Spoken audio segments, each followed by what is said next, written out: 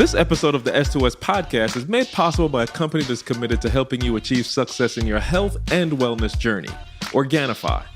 Are you ready to supercharge your life and become the best version of yourself? Organifi offers a range of premium, all-natural, and organic superfood blends designed to help you reach your peak performance, both mentally and physically. If you're looking to optimize your health and boost your success in every aspect of life, Organifi has the solutions you need. You might be wondering, what sets Organifi apart, Carl? Well, it's simple. Their products are meticulously crafted using only the highest quality ingredients sourced from around the world. They're free from artificial additives and are designed to fit seamlessly into your busy lifestyle. Whether you're seeking increased energy, improved mental clarity, better sleep, or just want to support your overall well-being, Organifi has the perfect solution for you.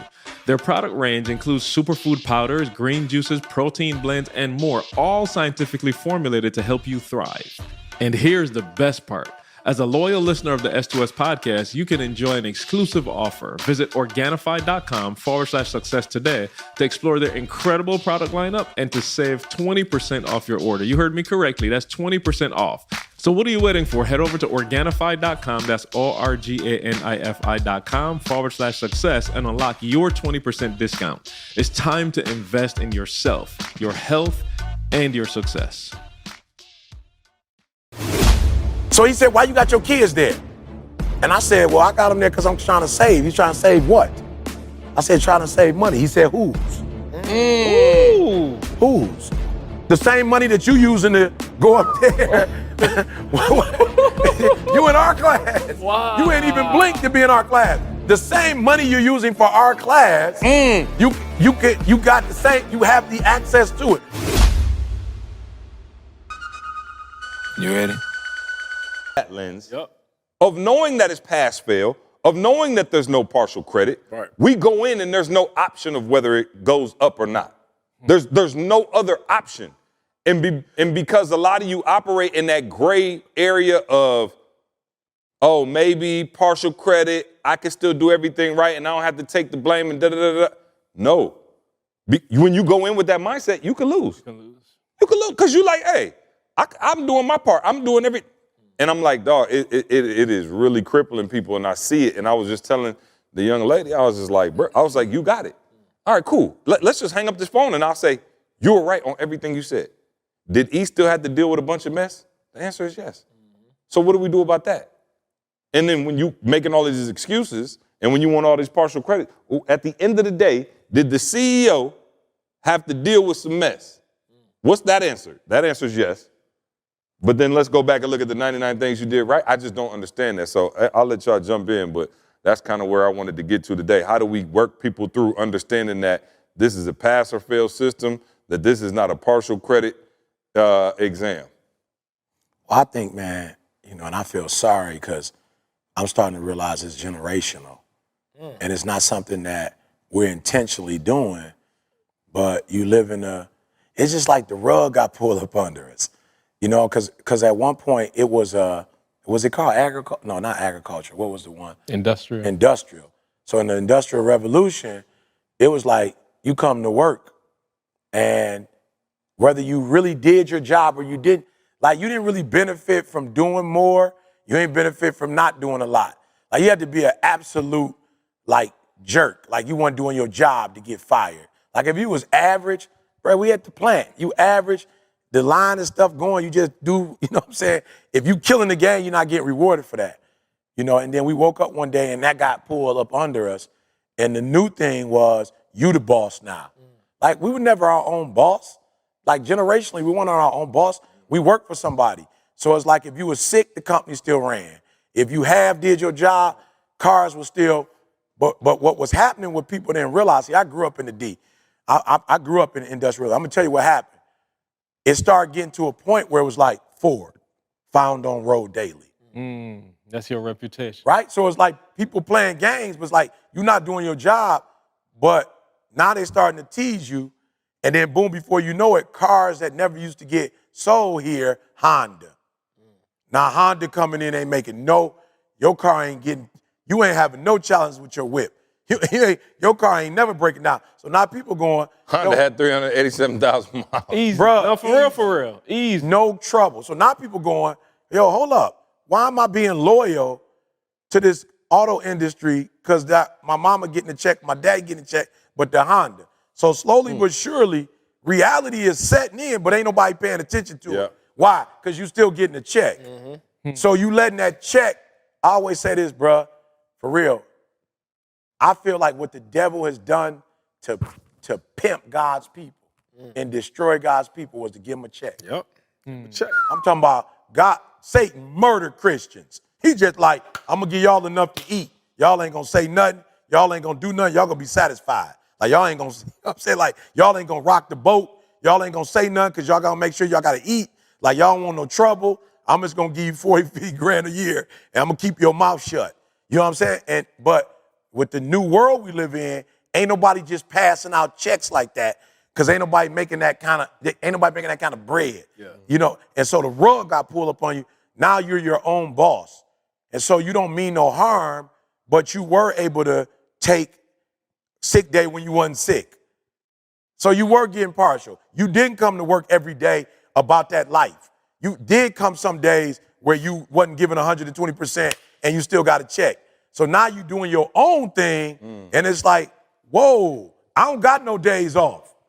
When you doing your own thing, ain't no day off. You don't get to take off. You know what I'm saying? Like the commercial with the kid that's whining in the crib, and the mom come like, I'm sick today. Mama gonna take a day off. And it's like, not even possible. Not possible. Even if you sick, you can't take a day off. So I think society has set us up to think, okay, you get a check, and now that the rug has been pulled from us, and it's like, people don't really know the truth of, like, they don't know. So now what I know is, yo, bro, I don't even want to check. Meaning, I don't even want this. I don't even want the right answer. I want to learn the process. So I'm like, yo, I'm not even interested in the check. I want to know all the traits of the greats. That's all I'm doing right now. I'm studying all the traits of the greats. Yeah. You know what I'm saying? And one of the things I see, like my auntie, I love it, bro.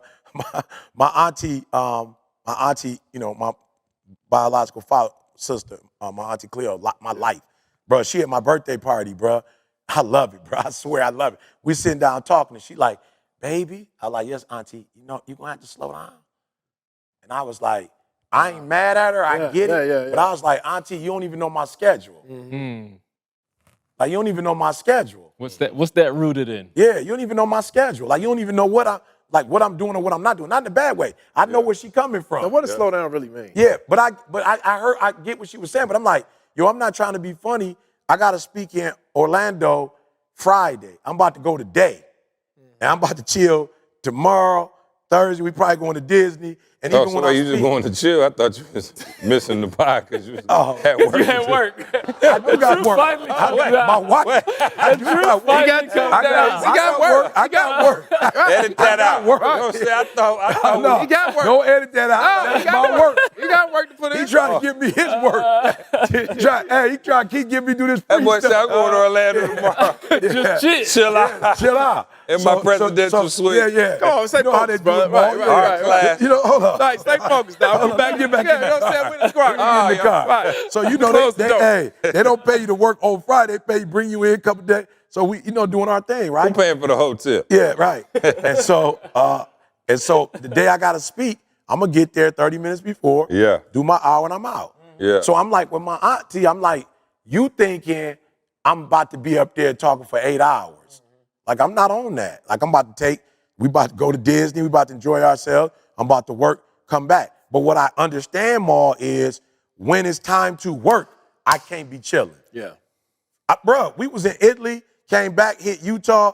We came back from Utah. I went straight to Uncle John's to do 3 hours with the kids. Why? Because I'm a pastor. And that's scheduled. Like, I don't get to say I'm going to come at 8 because they're there from 3 to 6. So I'm there, bro. To me, she's like, we're going through the corn maze. I ain't really into the corn maze, but I'm like, this is the time with the kids, this time, whatever. Because what I don't want is kids growing up in the church and going, it was terrible. Yeah. Like, we ain't never do nothing. Right. We ain't never had no fun. They ain't never take us nowhere. Our pastor was on the road doing his thing. He never wanted to do nothing with us. You know what I'm saying? So I'm like, yo, I don't want that said about me. So I can rest but it's after 7. Like I can't rest from 3 to 7 because I just got off a flight and I just drove out. Then my wife like, let's go to the Cheesecake Factory. I said, the Cheesecake Factory? We just ate on the plane. What are we going to the Cheesecake Factory for? And we do not have a Cheesecake Factory in Lansing. Right. You think we just had to go around the corner. You know, the family's together. You know, mama want to be with the family. So I'm like, yo, we about to go to Cheesecake Factory. That means I'm going to edit this part. I'm about to miss the Lion game at the Cheesecake Factory because I can't watch the game while we eat. I'm glad you brought that up. Now that you mentioned I'm it. glad you brought that up. Yeah. Keep going, Mom. I'm glad you brought that up. So I'm just Stay right saying- there. Take your time, Pastor. Yeah, I'm just saying there was a time in my life, and always know I'm not judging.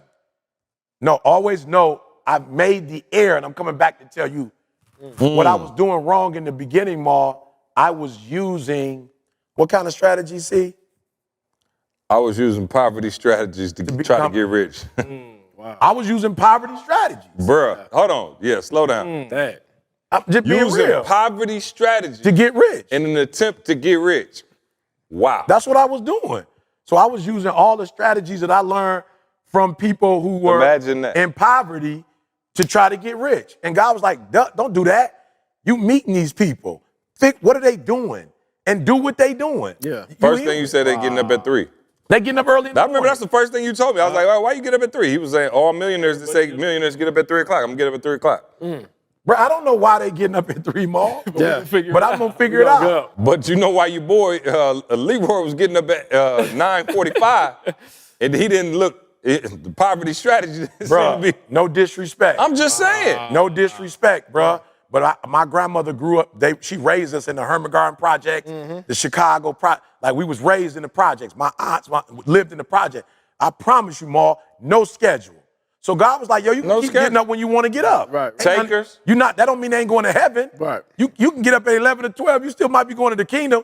You just won't have no kingdom down here that look like nuts. Scammers. Bruh. I'm just saying, like, you grew up buying a food stamp card from somebody. That's what we did. You give me $200 worth of food stamp. I've never seen nobody get rich like that. Back to your original analogy. I've never seen nobody literally take their way It's to. going to the kid that you know got F's in class and copying his whole That's work. exactly what you're doing. That's just to put. But you know why you going to him, Carl? Why? Because he's available. He's available. You can see my man. And he definitely down to let you look at his He's face. down to let you look at it. The A Every student time. be acting bullshit with their elbow like this. Because I studied. Your boy taking Yeah, the so test I'm just saying, Ma, you got to jump in here, but I'm saying it from the negative standpoint. You copying is off the F paper. I had all the strategies of the poor.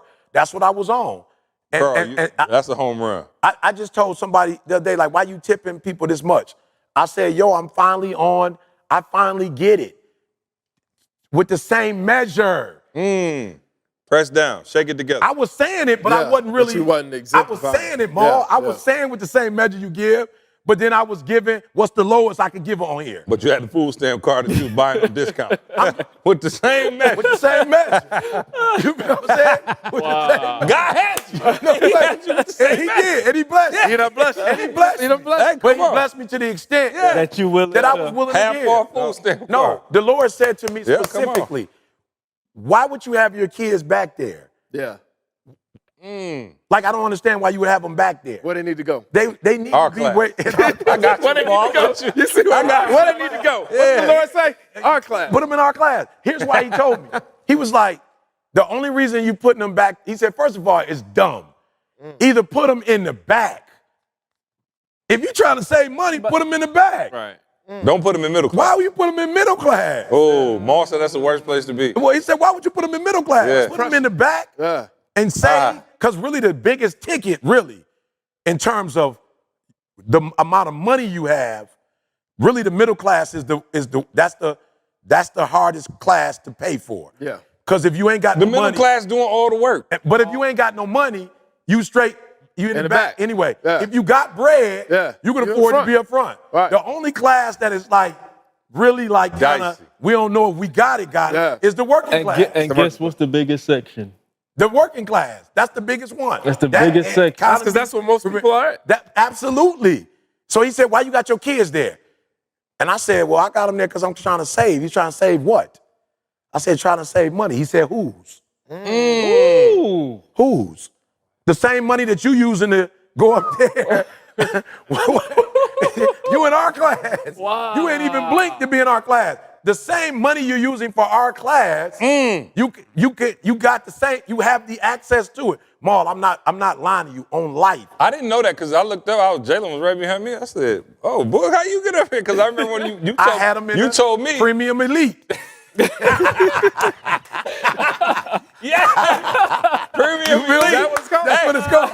It's called Premium Economy. Premium It's economy. called There you Premium go. Economy. The Premium Economy. Yeah, Elite. Yeah, the titles. The titles, But bro. the middle class love the titles. And so the titles make you feel like, oh, I'm elite. I'm not back there. I'm not back there, though. But you're not up there. So I'm not But- poor. But I'm just saying. I'm not rich. God was saying, what's the difference? Yeah. If you put them in our class, here's a secret I want to teach y'all. What the Lord taught me was, if you put them in our class, Yeah. it's going to push you in a way you're not going to be pushed if you put them in another class. So really, that's what we don't understand. That's another thing I learned from the greats. Yep. The greats put themselves in a situation where they don't have a safety net. Yeah, come on. They put themselves in a situation where it's do or die. There's no way around it. It's do or die. And God was like, why are you putting them there? What are you teaching them? So either they fly your class or Our no class. class. Our class. Or no class.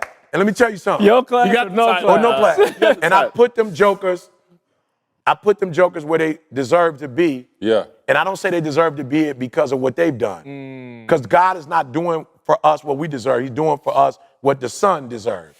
So we getting blessed because of the Son. It don't got nothing to do with us. And so guess what? I went home. More opportunities came. More opportunities came. See, can you read that? You're a better reader than me. Can you read that? See what You sent it to me? Yeah, you Already? remember the text that I sent you the other day? I'm gonna see if I can. Can you read it? You sent it. Oh, yeah, I got you. Give it here. You know what I'm talking about? Was that this one? Yeah. Don't say the date. Oh, I got you. Please. Don't We say got the it. date. This is what happened after our class. Yeah. Don't say the date, okay? Yeah, I got it. Don't say the date. All right, the name. Okay, go Oh, for it. don't say the name? You can say some of the names, but don't say their name. And don't say the date. Go for it. Okay, I'm planning to do this event with you, Kevin Hart, Shaq, Dana White, Logan and Jake Paul, David Goggins. Haven't released that yet, but need to get you on that schedule. You were the only one I was adamant about having. You're a huge inspiration for me. You'll be on my biggest stages as your schedule permits, my man. My win this weekend wasn't the event, but my connection with you. Wow. He said with the same measure. Yeah. Oh, you want to put them in the back? You can put them in the back if you want to. Yep. That's how blessed you're going to get. You can tip this person 15 cents if you want to. Yeah. I'm God. I'm not telling you what to do. And I'm telling you, I've learned we all need to be at a certain level. But if you're using poverty strategies, you could use them till you blue in the face. You could use them jokers. You can 10x them poverty strategies. The only place they will land you is in poverty.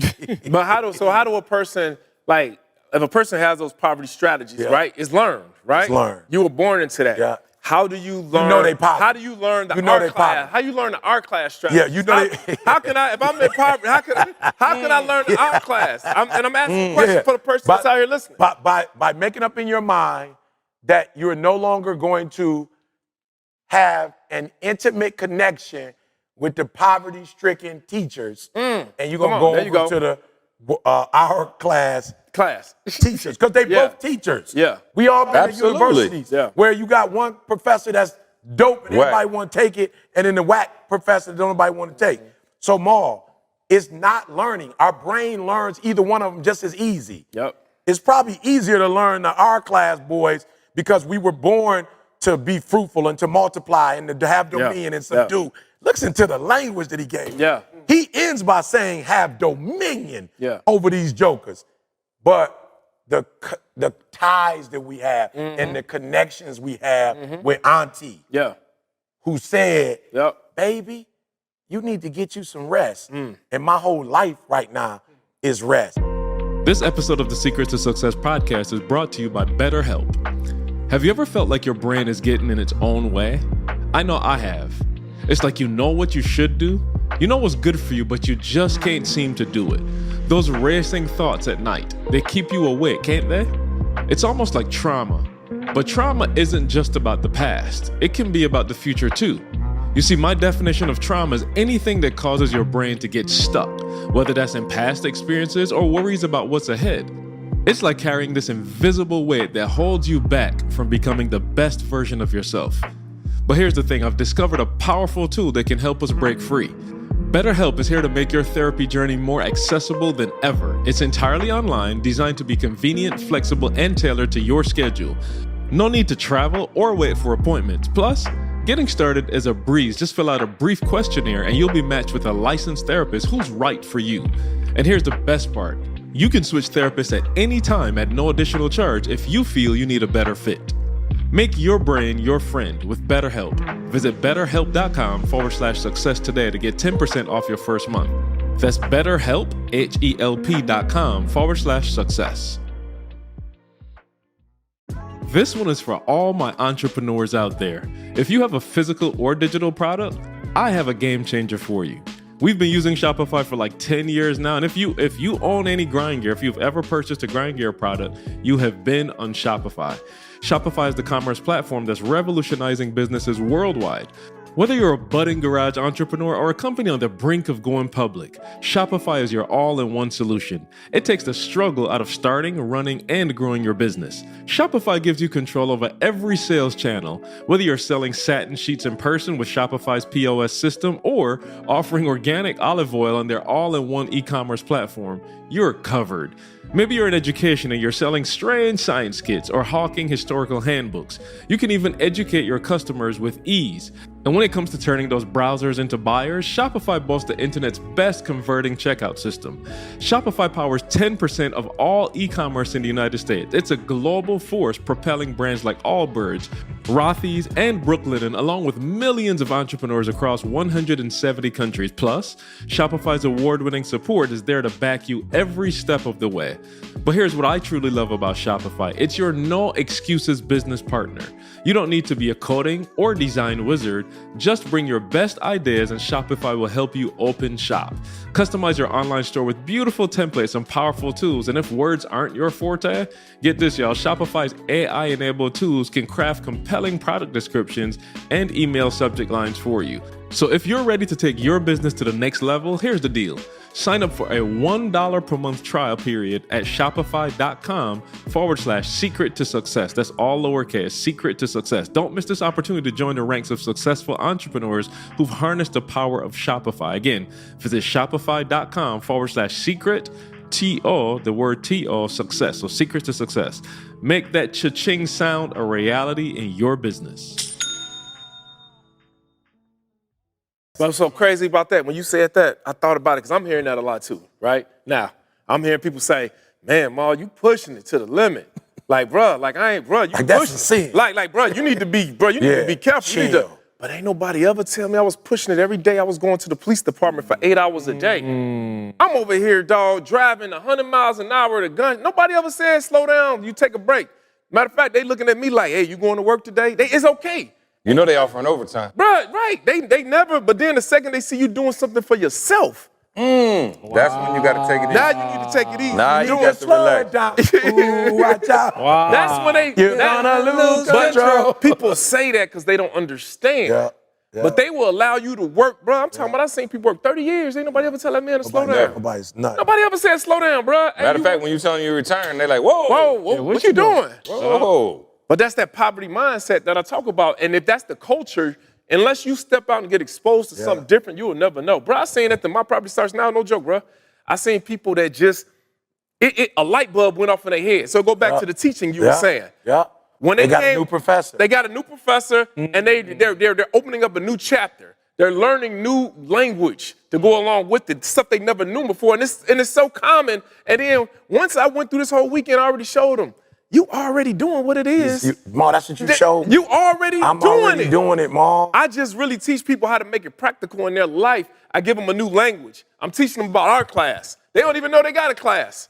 They don't even know that there's another class. I was already doing real estate, Ma. You was already doing it. And a lot of these people out here, man, you live in a poverty mindset because of what the person before you taught you and showed you. When all you need to do, that's why that exposure level is so important. Man, you know how many people was from UOU? Yeah. Bruh, they was from UOU and they came to this because they said the UOU opened their mind up that they gotta do something. And that's the whole purpose. They gotta take action. Right. When we do what we supposed to do, you just keep taking them down the tree. It makes you hungry. It makes you start seeking knowledge. Now, one door, no pun intended, but I was telling people in my real estate group, one door opens up another door Literally. of opportunity. Yeah. Literally. And it's like until you take that first step to go through that door, you know, you never know what's on the other side. You'll never have these other doors, man. So now I've seen people So die. I want to go here because CJ goes here, right? We want to make sure we teach you. Okay, we want to slow down. What's the steps? Here go the steps. Yeah. Listen to me. I'm being honest when I say this. Okay, so I got a sermon coming out saying be comfortable with being fat. Like if you fat, be comfortable with Thank being God. fat. He just really. I'm just saying. I'm out here trying to do keto. I'm out here trying to exercise. Yeah, and here's he what I'm just saying. blessed it. Yeah, here's Korshawn, Yeah. I can let it go, You bro. can let it go. For Watch this. years, I've been trying to diet and exercise. Bro, I got a whole sermon I'm working on. Oh, what's saying it called? Be comfortable with being fat. That's gonna go viral. Yeah, no question. E.T. said, No, no, I'm serious. No. So we got the Next Level Living Academy, Yeah, right? Yeah. So we go in there and I do Q&A, right? And it's Yeah. this running joke that I have, bump them kids. Yeah. Right? So it's a running joke. And Crump kind of felt bad. He's like, y'all don't post that because people going to get the wrong idea. I was like, let them post it. I said, bump them kids. Yeah. So what the running joke is, should I do corporate or should I stick with the hood schools? I said, you ain't about to make no money in no hood school. Bump them kids. Go do corporate and make your money and then come back and bless them kids. Yeah, absolutely. Yeah. Period. Yeah. You're not about to make no money in those urban school like that, bro. Yeah. Nobody about to write you no check like corporate about. Go perfect your speaking skills. Go to corporate. So I'm saying, Robin Hood. bro, I'm saying be comfortable with being fat. Right? Here's why I'm saying that. Most people are struggling to be healthy because you're doing it either to be affirmed, like you want people to say, man, you look good. Or the community you in, they not fat, and so you feel some type of way about being in the community being fat. So you never gonna lose no weight because you're not even What was the doing name it of for- our tribe we were supposed to join? Which one? With the guts. Oh, yeah. They had the guts in Africa. The bigger the Bro, better, bigger the bro. guts, the more money The you bigger have. the better, bro. Like, you could be king. You could be the king. You could be the king bro. over there. The lady was like, woo. The lady was loving it. We in the wrong tribe. Got a lot of We in the wrong That's tribe. it. That's it. So I'm being honest because what Wow. happens is you end up trying to lose weight, but you don't have the energy to do it because you're not really doing it because you want to do it. Right. You Right. feel me? You're Feel doing good. it because of the community you in. Yep. And they saying something to you. So what does that have to do with the steps? Here's the challenge. The challenge is not you can't learn from all. The challenge is you're trying to learn the rich strategies and the poverty strategies at the same time. You're going back and forth. You got a poverty in the daytime, you got your poverty. Well, teacher. and most of us grew up with poverty teaching Absolutely. our whole life. Our whole life. So you got 32 years of poverty training. But you don't even know it's poverty training. No. Oh, that's you- the It- problem. You don't Well, even, no. that's the That's thing. the problem. You don't even know Listen. you getting trained. Listen. Bro, you getting trained Listen. and you don't even know Maul, it's poverty training. we was at Maul House yesterday having the conversation. I have to bring my mom on Patreon. You have to. I got to bring my mom. I can't bring her on this one. We bring her on Patreon. It's a little bit more laid back and she'll feel a little bit more comfortable in the crib. By the way, join Patreon if you have not. It's bumping over there. Please. When I tell you it's bumping, we engage and it's crazy. Y'all need to come over to patreon.com, Secret Success. But I realized talking to my mom yesterday, I was like, wow. Yeah. I actually had to big up myself. I was like, whoa, you made it from this. Like my mom was like, you heard her. She was just basically like, oh, like, yeah, I don't believe in a lot of, like, okay, how can I say this? She was basically saying like, she's not comfortable with how I move as if things are supposed to happen for me. Like that's kind of where we came from because I'm gonna be real. Oh, bro, we can flush it out with my mom. I'm gonna bring her on. And I was listening to her wiring, being from Lansing, and my mom white, y'all know that. So but in Lansing, we just blue collar to the death. Yep. And she was just like, well, you just move with like a presumptuous nature that makes me uncomfortable sometimes. Sense of expectancy. Yeah, sense of expectancy. And Hey, you heard that, right? The same thing. One presumptuous, one a sense of expectancy. Same way to describe it. So I was like, she was like, well, I'll give you an example. Like, you know, we could walk into a restaurant and they stop serving breakfast at 10, but you gonna go in there at 11 and tell my man or ask my man to get you eggs, and if they say no, you might talk to somebody else until you get it done. And that makes me uncomfortable. Look at E. E like, now look, I get eggs. He get eggs at 10:30 p.m. But in her mind, Yeah. because the wiring is regress to the mean, don't go in there asking for more. Don't be trying to. And, bro, we had a whole hour. We was talking for about 2 hours at Mall Crib before we got I was trying to be quiet because they was going. I was just letting them. I was just like, but I was thinking. But she was just like, yeah, it makes me uncomfortable. You know what I'm saying? And like, I'm saying that's what I mean. That's what we fighting with. Yeah. And that's why you have to, and I've done it with my loved ones. I've done it, bruh, because my loved ones, not in a dependent on me way, like not that, but they're being blessed. It runneth over.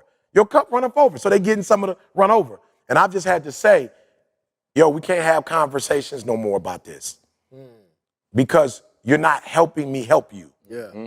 Like you're saying things to me that is actually making me question why I'm doing what I'm doing. Yep. And I'm already doing it.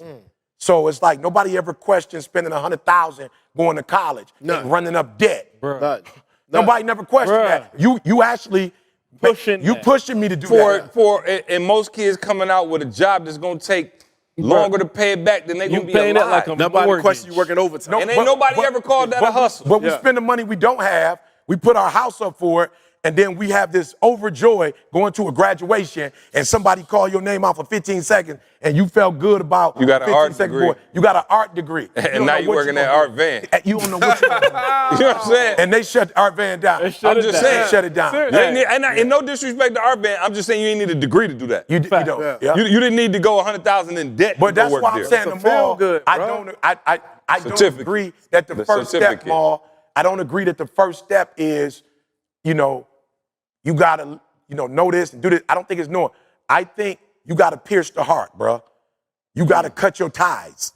You just gotta cut your ties. So with my mom, it's like, I love you. Like, our relationship is gonna probably be better. We will not talk business anymore. I gotta cut the ties on the business talk. Because nothing that you're saying is going to help us. And you need you trying to go out of the winter. You need to get out the winter. Dad need to get out the winter.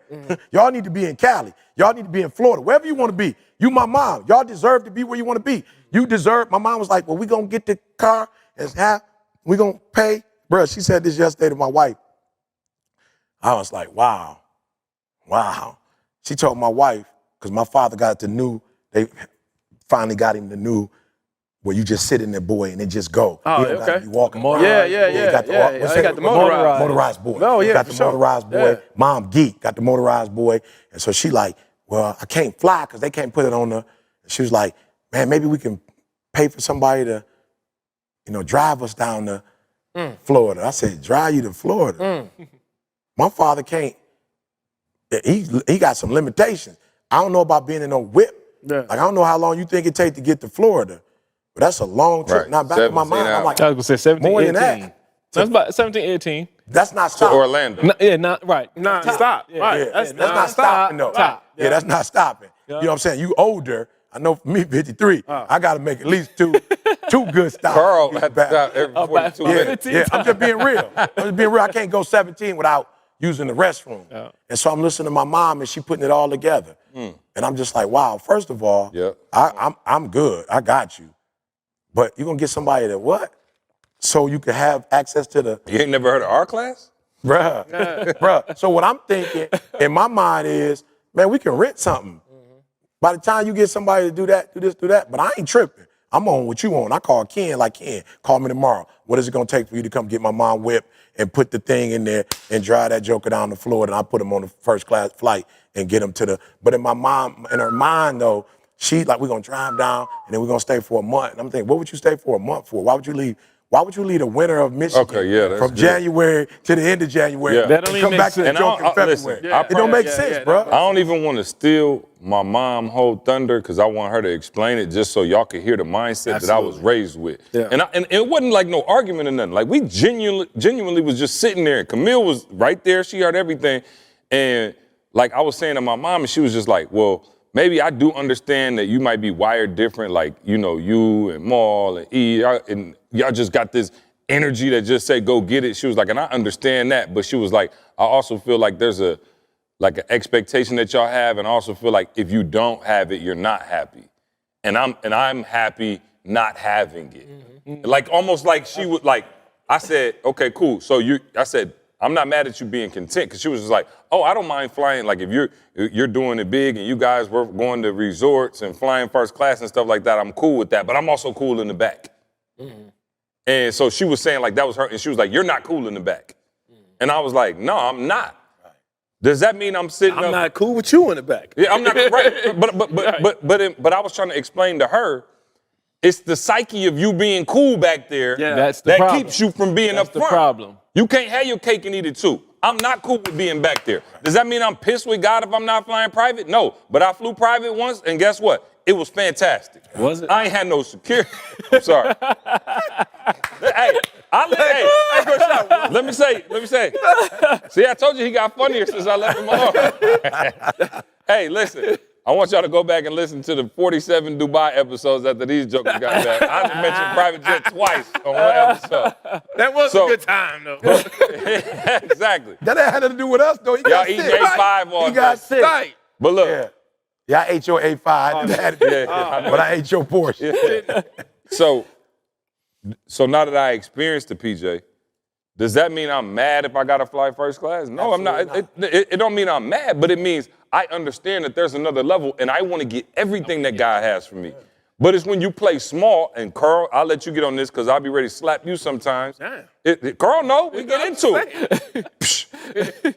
Because I tell Carl all the time. I tell Carl all the time, bruh, your level of excellence deserves anything that you want. Absolutely. And I'll be honest, the only thing that, and Carl, we've talked about this, the only difference is Carl sometimes got my mom thinking where he like, I'm excellent and I operate and I know how to operate on this level, but I don't necessarily think or I'm cool with being back here. And I used to tell him like, bro, how many times have we had this conversation? Too many. And I'm talking about the old Carl I was ready to slap. The new Carl, come on. We booked out. He going crazy. The new Carl. So I try to use all of our old logic because of where Carl is now. And Carl and I, this is the first time, I'm going to be real, just fully transparent. This is the first time Carl and I been doing business outside of the business where I felt comfortable being like, I'm going to call Carl into this. Why? Because he's got a new mindset. But old Carl used to be like, gee, golly, how much does it cost, Carl? Oh, you could just give me whatever. And I used to be looking at Carl like, bro, you the best in the world. Right. Like but Carl used to look like, if I'm over demanding or if I'm telling people my true price or if I'm doing this, I look bad. And that's kind of how my mom, she looking like, oh, I don't want to cause any trouble. Yeah. I don't want to be a disturbance. It's the program. It's a program. Yep. And that's what I'm saying. It's a program. But because you're not pissed about being in the back, and because you say, I'm just as happy being in the back, well, guess what your energy is when you wake up every day? Yep. I'm just as happy being back there, which let me be honest with you. I ain't saying my mama, maybe she's telling the truth. A lot of y'all lying to yourselves about being okay. 100%. You don't like walking past first class. And some of you have been conditioned to be okay. You don't. Yeah. And you can say, oh, I would never waste my money doing that. Yeah. Cool, I'm just telling you. And I'm not talking about first class planes, whatever. You could say, oh, I don't care if I can't send my kids to that school, or I don't care. You care about something. I don't care whatever your currency is. We were talking about that yesterday. I was like, Maul and I were talking about our currency, right? Like what we value. I was like, I ain't never seen Maul with no crazy Rolexes and Bentleys and all of that other stuff. Maul currency is his crib is the most insane crib you ever seen in your life, and he liked to travel with his family. And his kids go to private school and they don't have a want in the world. That's his currency. I don't care if yours is Rolexes. Yeah. If it's art, if it's shoes, if it's whatever it is, there's something that you want. And when you deny that, and when you say, oh, I really don't want that, and you know you do, you're subconsciously letting the world know you're okay with whatever it throws your way. Yep. Hey, whatever y'all have me to have, I'm cool with that. And so how does the world respond? The world just give you whatever. Give you what you want. You might as well listen. You might as well take your butt on doggone what is it? Price is Right, and just spin the wheel. And then whatever it land on, 20 cents. Yeah. Cool, I spun the wheel. No, I'm going right up to that joker, boom, boom, boom, and we putting it right on the dollar. You know why I'm on this? Jackpot. You know why I'm on this? First of all, I love what you said about Carl, and we all have to be ashamed of ourselves if we work excellent and don't demand that everything else be excellent. It's just not, it's not congruent. You know what I'm saying? If you ever gamble before, you pull it's cherry, cherry, cherry, and you got the same cherry, the more money come out. It does not make sense for you to operate at excellence, but your bank account is below excellent. Why? Because you deserve what you work, like what you work for. So for me, the reason why I'm not settling is because the people who are programming me, they not settling. Like their kids in first class, and their kids go to the best doctors. Like, bro, let's make it plain. Didi got MS. Bro, I had the best health insurance. Yeah. Let's not talk money. Yeah. Let's talk, I had the best health insurance. Yeah, quality of life. I had the best friend who go to our church who happened to be a partner at her own practice in Lansing, who told me who the best physician was that Didi need to go to. When Jalen broke his femur, I had Moni sent us to the best physician because the other dude was talking about putting a plate in my son and doing some crazy stuff. And Moni was like, I'm sending Jalen to where the football players go when they break their femur. That's the best. Best. I could have he was in a emergency. They sent him to the hospital before we even got insurance, and they just had anybody on. My mom was like, you don't want him on your son because his leg might mess up, and he might have one leg shorter than the other. This is femur. If it don't grow right, he could be wearing bruh. Yeah. We all know if one thing Jalen wanted his whole life was height. Like he was obsessed with it. If he'd had one leg over, you think his attitude, he would have been, you feel what I'm saying? So me going to the right position for my son, me going to the right position for my wife, bruh, that's I want the best. I don't eat at McDonald's. Why? I don't consider McDonald's fish to be real. In Dubai it is. Okay, in Dubai. We went to McDonald's in Dubai. I don't know what kind of fish sandwich that was. We got to the airport late, and I ain't had McDonald's in 20 years. Yeah. We went to McDonald's in Dubai, and I was like, whoa, what is Fire. this? Fire. But I'm just saying, being real, before we get out of here, you got to make a decision. And it can't just be for you. Because if you decide to get poverty strategies, you're going to teach that to your children. You already have poverty strategy. You didn't decide that. Right. That's sorry. Wait. That's what's given. No. You was born with poverty born strategy. in poverty strategy. Don't die in it. Right. Don't die with it. He the biggest, and I'm quiet this episode, y'all, because it's just a lot of internalized, and I can't even finish the word. I got a lot going on in my mind. Thank you, Mom. Yeah. But the biggest moment that I could probably tell you that I had in the last 10 years, I don't know, I'm just making it up, but is watching my daughter package and mail books out. Come on, bro. Yeah. Like, I'm not kidding with y'all. I made a deal with her. Jordan ain't quite step into it the same way. He outside playing. But I told Jesse $1 a book.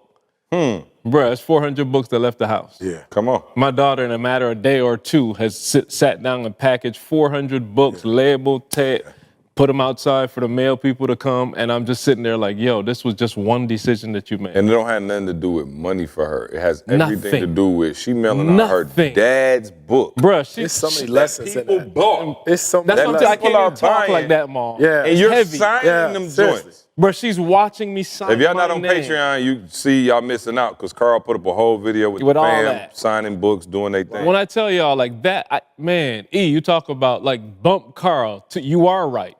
I promise y'all to this day, I probably still, I know I need to still grow in this area, but I'm too satisfied. Yeah.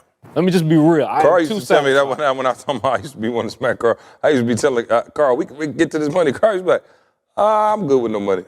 I used to be like, bruh, let Carl was like, I was like, I'm good. I was like, Carl, you don't want no money? He was like, Was it because of what C said? You didn't want to step on nobody's toes. Yeah. You didn't want to offend nobody. Bro, I don't But you want knew to that you needed the money because you get things in your house that you need to take care of. So knowing that you needed it, knowing that your wife needed it, knowing that The church your kids money, needed no it, nobody else needed it. you was Yeah. just still like, We I'm need just that going. No, he used to. Yeah. No, you gotta understand. Carl used to literally tell me, I don't really care about money like that. And I used to be looking at him like, bro, we got to go. Like I'm broke. We broke. Me and Carl both broke at this time. You would never hear me say no. That's why I'm telling y'all. That's why I said, look, and to see what Carl has done is that show y'all again. That's why I think it's so important to have Carl on the pod, not only because he's our brother, but because money now. He didn't have that mindset, and now he's literally printing for money, his daughter too. and his family is seeing that. Yeah. So for those of y'all out there who say I'm not aggressive, I'm not this, I'm not the one to be all whatever, it clicked for Carl, and it's got to click for you. You know what I'm saying? Some of us are naturally wired, right, to go get it. Like I just got a natural wiring, and I didn't like the feeling of being broke. You know what I'm saying? I remember this true story. I had to borrow some money from my mom. I had a master's degree. Me and Candace was on the road living in Houston or New York. Schenectady. Bro, and I had to borrow $500 from my mom and dad. And I remember being like, whoa, when you talk about a blow to your ego, Didn't feel right. I'm the first one to graduate college. For sure the first one to get a master's degree. Certificates. And I'm borrowing money from my parents who both super blue collar, who already paid. And you working for me full time. And I'm working for you full time. Do you know? You know what I'm saying? So for me, I was like, this ain't it. This ain't it, bro. And I would call Carl to look for more support. Carl was like, nah, I'm smooth.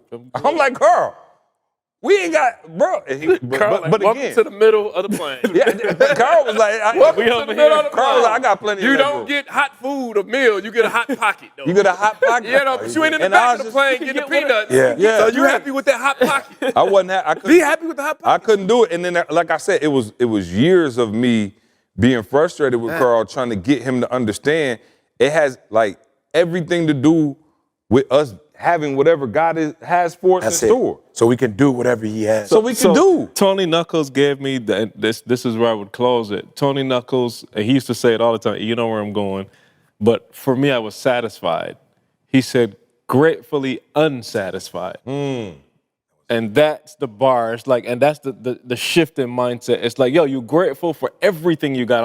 I don't take nothing for granted. Yeah. I'm thankful for everything. And crazy enough to think about back then, Carl, now that I'm thinking about, we didn't even have kids. No. And we wasn't, Carl was just married. We was just freshly married. Him and Tamisha newlyweds, me and Candace newlyweds. No kids, no nothing. No money.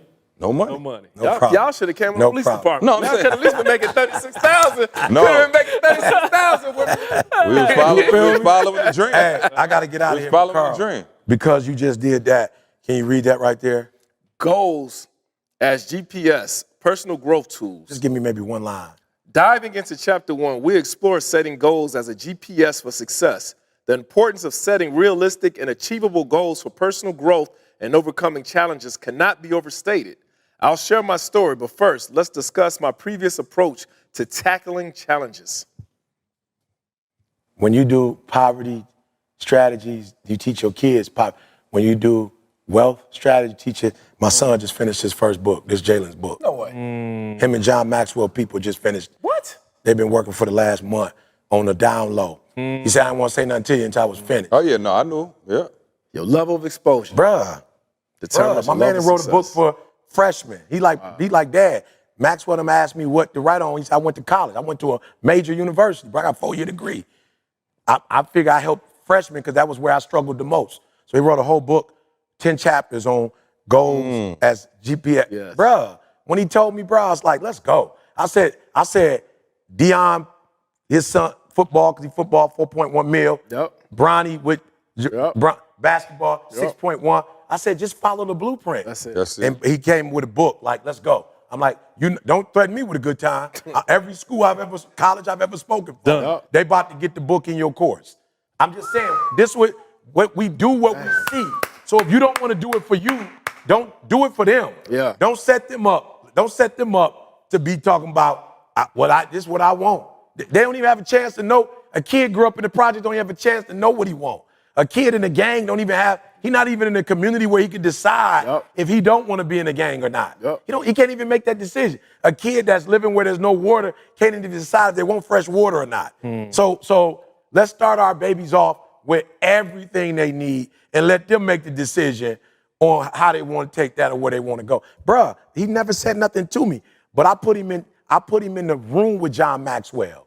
I put him in the room with Maxwell and his boys, and he started mentoring, and Jay stayed in touch, and boom, it's done. Come on, y'all. So, yeah, I got to go, y'all. I'm sorry. I got to take Jay to. You got important business? Important. You about to go chill. Yeah, because it ain't to you. All right, let me just say this to you before you leave, bro. Let me just say this one thing. Yeah. Seriously, better slow down. Hey, CJ done made me funny last week. You almost got Hey, Mr. Miyagi, y'all. Look, Maul ain't never had no jokes like this. Man. Maul ain't never been this funny. I do want to kind of move back to the book, though, Carl. Now that it's going out, now that people are receiving have anybody received? I know you just was mailing them. Have they started receiving them yet? Bro, I'm shout out to the Postal Service, bro. They're getting them a day or 2 days. Oh, wow. I'm getting the photos. I'm getting all the comments, bro. This part is the part that I couldn't be prepared for, just to be honest. This is the part where it's like, I'm in my head writing and doing all this, and I hope that it's something dope. But to see people, people are responding. People are joining the community. We're doing live calls now. Just get on community. Like, let's just talk. And I'm hearing from people like, thank you. One man's obedience, Maul. Come on. Yeah. Come on. I'm hearing that now. Like, thank you. Somebody wrote me yesterday. Man, I'll see if I find it. My man said, I was like, this is crazy. And it's all around too, Carl. Just look at your daughter with the job, with the business. This is her first business. Literally. Yeah. Literally. Bruh, hold on, let me find this. Other than the cooking business. He said it, and I was just like, what do you mean by that? Give me a couple seconds. But take your time. He ain't here, so you know what I'm saying? We can share the rock now. The hip-hop preacher done getting up 30.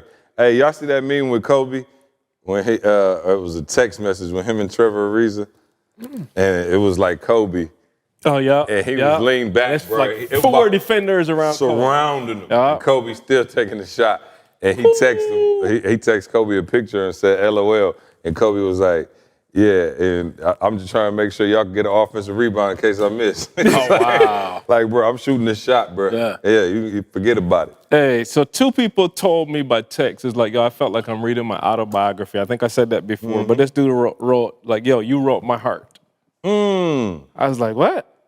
And again, there's people out there that whoever you are, they think like you. Yep. They act like you, and they don't know everybody's programmed with this whole poverty thing. Like, that's a systematic thing. And it's just like one lady said last night, like, I'm scared to kind of talk, and I don't want to put her name or nothing out there. But I was like, well, what do you do? Shout out to Joyce. Bruh, Joyce. Bruh, and not kidding to y'all. Yeah. Joyce said to me, I'm a suicide survivor. I was like, and you don't want to talk to people? Like, again, I'm on a different side of it, and I was like, now that I'm seeing what impact my book is having on people, it's like, do you understand if somebody don't get my book, cool, they might be all right. But if somebody don't hear you today, like, bro, that could be it. So I'm just saying, for me, it's kind of like, I got to encourage you to be you and just do it. Carl, like, whatever that is. Have you made an audio book with this? Yeah. Really? Yeah. Okay, cool. Audio book. So, again, if you go to the gcguide.com and purchase, like, I set it up for pre-order. You get the ebook and audio book. Come on, y'all. Just off the rip. Now that we have the book, you'll get that shipped immediately, but you got that off the rip.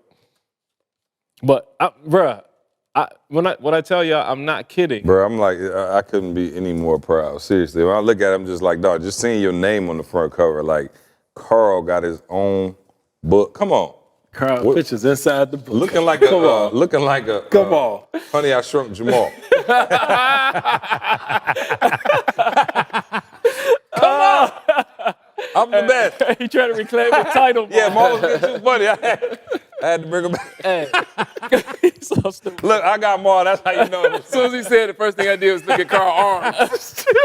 He's like, shit, what about stuff? Hey, but when I said it here before, like, I'm not kidding. We're putting a live event on just from this. Like, what I've tasted now is like, Carl, I'm not thinking no more. Yeah. Live event. I'm saying December, like, literally, Tamisha, I told you I was helping me we found an event space in Orlando. Bruh, 3 days, December 8th through 10th. First 2 days, I'm just following the blueprint. Yeah. First 2 days, general session. Evening of the second day, VIP. Third day, we doing an Airbnb and just, bro, let's come together and get intimate and really talk. Yep. And my goal is you're not leaving here the same.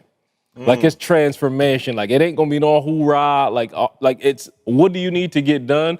How can we hold you accountable? I got a system together. Like we gonna really hold you accountable to getting it done. No excuses.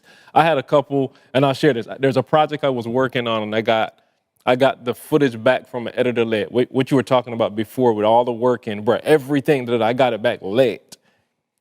I still had to spend like 3 hours fixing it after to release it to the client. And you'd have been proud of me. I had such a direct conversation with them. I was like, this How did it feel? it was actually kind of good. Come on, no. Ma, again, it's clicking. I understand it. Look here, mother. Hey, that was in the back of my head. I ain't say it, but that was in the back of my head. Give me my, hey, look, I ain't gonna tell you again. But it was one of these situations where like, yo, it's one thing if you're going to get it to me late. Yeah. Come on, talk, come on. It's one thing. Let me slide over here. It's getting dangerous over there.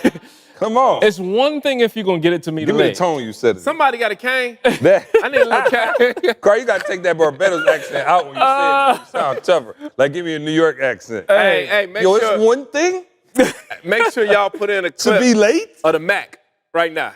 Make sure you put in a clip of the Mac. Go ahead. So stupid. Come on, say But how yeah, you no, said for it. real. I was like, yo, Come it's on. one thing to be late, but you can't send me something late that's not excellent. I'd almost be cool if you sent it late and it was like excellent. Like, oh, bet, my bad. You did your thing. Cool. I ain't even tripping on it. It's still going to add value. You sent it late and I still had to go back and fix it. I was like, bro, we'll never do this again. We'll never do this again. So, It had a little Sopranos tone to it. It's like, but again, You're I'm swimming with the understanding that level of responsibility, especially now, like you Oh, said, that I have bruh. kids. I got but Carl, especially now since it's on you pretty much alone to make sure that it, and it's back to what I said at the very beginning of the last episode, bro, it's no partial credit. Either the books go out or they don't. Either the audio book get out and it does well or it don't. Either the book is successful or it's not. There's no gray area. No. Who can you go to if you do everything right and say, partial credit? And that's what I really didn't say before. When you're at the top, there's no reason to give yourself partial credit because there's nothing comes with that anyway. Yeah. Nothing No comes result. with it. So imagine if you did all of that and you got it out and it was like nobody bought the book. And you was like, but see, I wrote it, I checked it, spell checked it, I got the cover done, nobody cares. It only matters if you fully execute until the end. I'm laughing at myself now. You can't get on the phone with me now and not hear about the book. To your point before, like I couldn't talk about Carl before. Like it was like, man, now you're going to hear about the book. I don't care who you are, whatever conversation we having. Oh, yeah, I got a book. Now he's talking in third person. Right. Have you read Carl's book? Carl don't play that. Where can they get the book from? Where's GCGuide.com? The GCGuide.com. And then the live event is, I just bought the domain got it? yesterday, Moving Past Potential. Just keep it with the name of the book. Oh, you got that? MovingPastPotential.com. By the time you see this, it'll be out. But we're still working on the site now, trying to get it prepared. But yeah, live event happening, man. How many people you taking? You got it already? I said 100 plus one. Okay. That's 100 round plus. one. 100 plus one. What's that? What's this? Because again, something that I learned from E, you don't want to be a part of something that your spouse or somebody close to you not going to be a part of. Like it don't make sense to learn and then you got to go back and try to explain. Like y'all got to experience it together. Okay. So 100 plus one. Again, I thought my dumb butt. You think 101? Yeah, I was. no. So 200 then. Let me get a direct answer. 200. Plus the plus one. Yeah, 100 and then plus And then the one. plus one. Okay, Yeah. I was like, dang, Carl, I thought it was like a Real strategic. metaphor. 100 plus one. I was like, man, whoever that one person. But you should tell them that if they're gonna bring the plus one, they need to really hurry up and got a certain date to register so you can know if you got enough space. There's early bird pricing. Okay. Again, all this will be on the website. We weren't laying it out now, but there's early. Nice. It's a 2-week window. Look at these two. Look at these two. Listen, you remember when Yanni went to college? that smile you had on your face when we had our party, and you was just like, you There was no choked smile up. on my face. I was crying. No, it was a smile. I was crying. I was losing my baby. Yeah, man. I was yeah. crying. And you gave her the diamond Yeah, I was necklace, crying. I was and you cried. This is how I feel right now. I watched you go to college. Now he got his bags packed. He got some oatmeal cream pies. and I ain't knowing that's real. See, that's real. Hey, Corshawn, he got the little peanut butter Uncrustables, PB&J. He got the juice box, and he's off to college. Maul's off to college. And that's real, and I know exactly how you feel because when you got out of that one-bedroom shack, when I helped you, when I put the moving truck up, I helped you out the one, and I was like, I was sitting back and I was just happy. No, So I know how you feel, bro. So we good. 100%. Now you're in a mansion. man. My kids got lost in this house. No turning back. No turning back. Speaking of that, we need to talk about it maybe next podcast. No, we do that for Patreon. What? About the elevator. Oh, the That's elevator. the Patreon. We about to go do Patreon We got a right video, now. too. Oh, yeah, we had. Oh, you didn't hear about this. Bro. You want, listen, come over to Patreon. We about to talk about some real rich people problems. Rich people problem. To the point where Camille was so embarrassed, like, I don't know if I can call nobody and tell them that we're in this quandary right now because it just ain't gonna sound right. But we'll say that for Patreon. We about to pack up and go do Patreon right now. Any other announcements? We got Carl's announcements out the way. You got a One Property Summit coming up, but that's later on. They can go to onepropertysummit.com. Is that the right site? Is it One Property this Away time? Summit or One Property Summit? I'll get the right one in. All right. we go. Yeah, we get the right one in there. But that's coming up. If you want to get be on the a waiting part of list. that, Yeah, get on the waiting list. If you want to be a part of that. And then I don't have no announcements, bro. I'm just happy to be. Listen, man. It's this is my episode. I feel like Zoom in, Corshawn. Just this guy right here. He used to listen. When I started with this guy, he was nervous to do a question and answer. Facts. I brought him on stage, and I was like, Keys hey, to the king. you're going to do a Q&A. This is before Keys to the King. Oh, I got you. I just had him on stage. I was like, just sit up here in a little high Answer a chair. question. Answer a question. And I remember he was shaking, his water was. Bro. And now he's holding his own events. Yes, sir. And let me tell you something, getting rave reviews, and now Carl having his own event. They both got books out.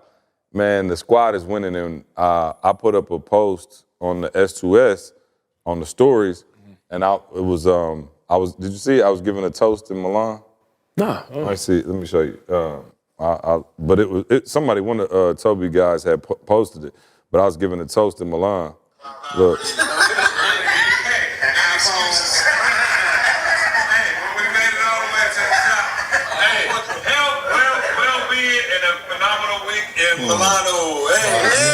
But it was our whole crew, and it just said we built our own table. Built our own table. You know what I'm saying? And I'm like, Literally. bro, like we're at the table. I'm like, we built this. You know what I'm saying? Like this wasn't given, this was earned.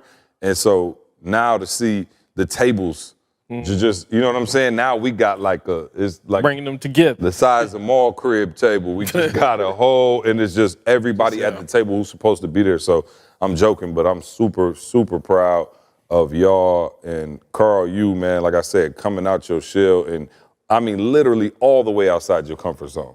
You know what I'm saying? But that's how growth happens, and to see it, like I said, and now to be partnered up on some other stuff where we talked about it, bro. It was times before where I was like, man, Carl got the skill set to do it, and I could call Carl, but I'm not sure Carl got the appetite for it or even wants to be a part of this. And now I'm just seeing how you operate, and I'm like, yo, I literally told Buddy, I can't do this without Carl. Mm-hmm. So if Carl say no, I'm out. Yeah. If Carl want to do it, and so Carl was like, bet, let's go. Bro, listen, back in the day, I would have had to give Carl about a 7-month notice to come to Atlanta for a quick meeting. Yeah. I called Carl about the night before and was like, hey, be here tomorrow. I'll set us up a meeting space. How far are we from the airport? 6 minutes. 6 minutes from the airport. You come in the morning, leave out early afternoon. You came in at what time? 9, 10 in the morning. And left at what time? Like that. 3. Yeah. Quick meet, and we got the business done, and he was out. I wouldn't have done that back in the day just because I wouldn't have wanted to put the pressure on you because I know you wouldn't want to do it. But you know what? I've been on Carl for years. I've been like, Carl, show up. Remember, I've been like, man, you show up, bro. Mm-hmm. Even not the master of the game. Like, Carl, why you ain't showing up? Why you ain't in here, dog? Like, you need to. Now he got his own Poverty mindset. He got his own masters of the game, pretty much. But what? And again, then you'll show up and don't be present. But that's what I'm saying. My mindset is just like, man, everybody. But you were valuing your own comfort zone over growth. And now you value growth more than you do your own comfort zone. I don't care nothing about the comfort. So your comfort zone is, I don't want to go to Atlanta for a quick meeting with these people I don't know. But growth says, I'm willing to do it because I know what this could produce. And so that's what the book is about. Make sure y'all go get the book. Fire. Go get the book. DR too. You might want to. This might be the last. This is Thursdays. No. Oh, we might be in the DR. We two part of this. But anyway, we're going to what's the site? Family. How about them ribs? How about them ribs? I think it's family. MRER. FamilyReunion.com. If you can get there, but I promise you, that's gonna be off the chain too. I can't wait. You going right? He might have a it ain't for the old reasons. No, he always showed up. Tamisha's mom is coming up. Oh, why she not coming there? I don't think she can't bounce around. She ain't got that. No, she good now. Oh, there you go. I'm just used to always seeing your mom, your dad, the family. I'm just saying, this is the family resort. Next year is gonna be adults only. This is the year. Where we going next year? Oh, I'm good. Every other year we go adults, family. So first year Mexico was family, Jamaica was adults, DR's family. How about them ribs? So let me follow up with you on that. You already figured it out? You already know for real? They like going other places. I'm about to do my first conference. Come on, see. Listen to this. Everybody listen. I'm doing my first conference 2027 at Ishkaret. Oh, no. Now, here's the kicker. 2027? Yeah, 2027. Here's the kicker. We're not doing nothing. I'll be at the bar. Enjoy yourself. I'll be at the bar in a swim-up pool. My kids gonna be running around the kids club. My wife gonna be sitting next to me. Fire conference. And it's the best one let me say something. Ain't nothing. So just show say up what and up have fun. and have a good time. Matter of fact, it's free. You just pay the resort fee and do your thing. But it's gonna be called CJ's Conference. There you go. And we ain't doing nothing. No, I'm kidding. But anyway, all right, cool, man. Well, we out of here. Hip hop preacher left us. He's in Orlando doing nothing right now. I'm sure he took the art class, so he probably there already. But other than that, we headed to Patreon. Y'all come check us out on Patreon. We out of here. We love you. We'll see you next week. Let's go. I want you to focus on here right now. Don't you worry about when you get home. You concentrate on this opportunity. You don't worry about tomorrow. You concentrate on this opportunity with all your might, with all your soul. Thank you so much for rocking with us as always, right? We don't take it lightly, guys. And we hope that we've provided transformation and not just information. We want you to become the best version of yourself. All right, make sure you check out the show notes to access all the important links and get your product discounts. Now, one favor we're asking of you, do us this favor. Make sure you subscribe and leave us a review on Apple Podcasts. We want to know your feedback on how we can serve you better. And if there's anyone that you think could benefit from listening to the show, please, I'm begging you, please share it with them. And remember, as E always says, if you want to succeed as bad as you want to breathe, then you'll be successful. Yo, what's up? It's your boy E.T. Welcome to another edition of Mass Impact, the educational podcast. Now look, the reason why I started this, I truly believe that education is the way to close the gap. The wealth gap, the digital divide gap, the opportunity gap. Look, the American dream gap. Can I be honest? Everybody's not experiencing the American dream in the way it's supposed to be experienced. So the reason why we started the Mass Impact, the educational podcast, is to close that gap. Now look, mass is simple. It means motivate, actionable steps, which means what? We're going to give you strategies every week. So we're not just going to motivate you and inspire you, which is important, but we're going to give you actionable steps. And look, it's a support system, y'all. Thus Mass. It's your boy E.T. Now you know. Let's go. Yo, what's up, fam? It's your boy E.T. Super excited, man. It's that time of the year. It's that time of the year. One of my videos went viral years ago when I talked about all men are created equal. Some work hard in preseason, and it's that time. You know what I'm saying? It's preseason. You know what I'm saying? It's that time where you don't cut off learning, but where you personalize it. where you personalize it. So I know as an educator, I'm going in. I've been studying. I got my book, The Law of Opulence, that I'm on, and trying to really use that to help students go to the next level. I've got a lot of summer college initiatives where I'll be going to talk to kids before they get to school. I've got some schools that are calling me to do some stuff online for schools or kids who are in summer programs. So I'm telling y'all, I'll be hitting the Boys and Girls Club.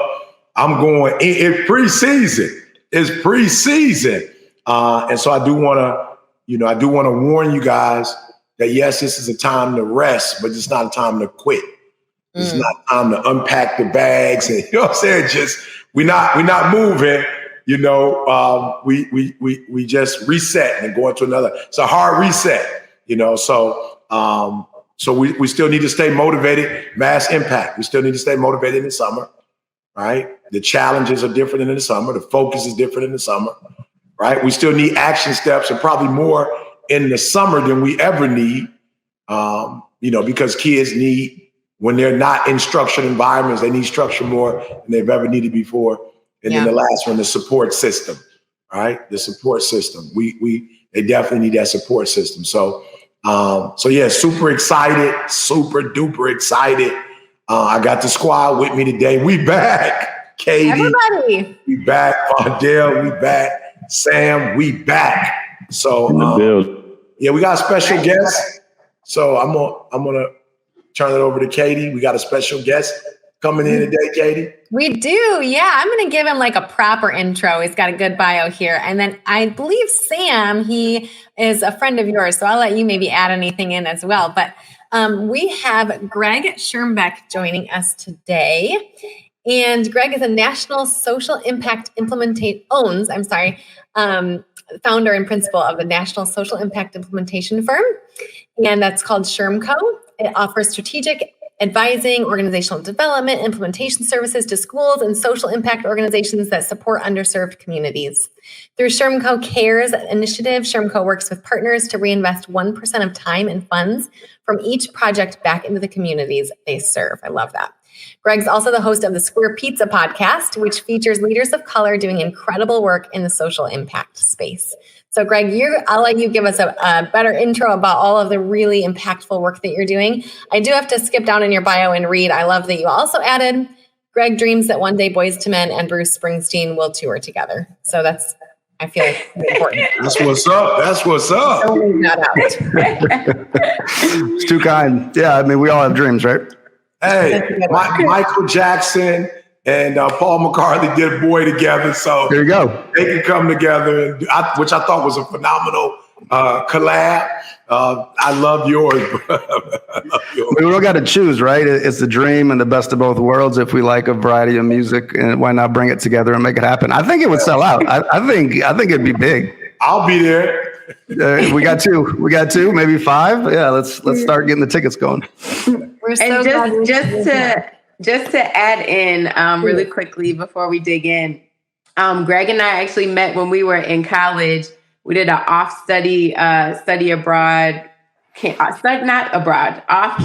program in Philadelphia. I don't know if you worked with the Eagles, but my internship was with the Eagles that semester. Yeah. And so it was an amazing experiential workforce development internship that was amazing. And so Greg and I got to reconnect again when we joined the same teaching program and have reconnected and worked together again to create strategic planning for Show Me the World project. So I've been watching his work that he does like across the country and just superb work. So I'm excited to have you on here as well, Greg, and to learn from you today. Yeah. So Greg, one of our bigger pieces is support. We believe that's critical. Talk to us about what you do and how you support schools in a tangible way. Yeah, appreciate that. Thanks, ET, and everybody for having me. And Sam, the joke I say about the Philadelphia Center in college, everybody goes abroad to Italy and Spain, but we went a few states over to Philly. But I still think we had an impactful experience growing up in the Midwest, right? Yeah, thanks for having me, ET. Thanks for the question. So previously a teacher, as Sam mentioned, was an administrator at a charter school in under-resourced area in Nashville, but kind of fast forwarding, right? Like kind of felt in those moments there was ways to build programs, but also really focus on implementation and data with schools. And so particularly, our work has two levels. One, we work with incredible leaders like Sam and others across the country on kind of the nonprofit or the social impact side. So strategic planning, project management, that sort of work across the country.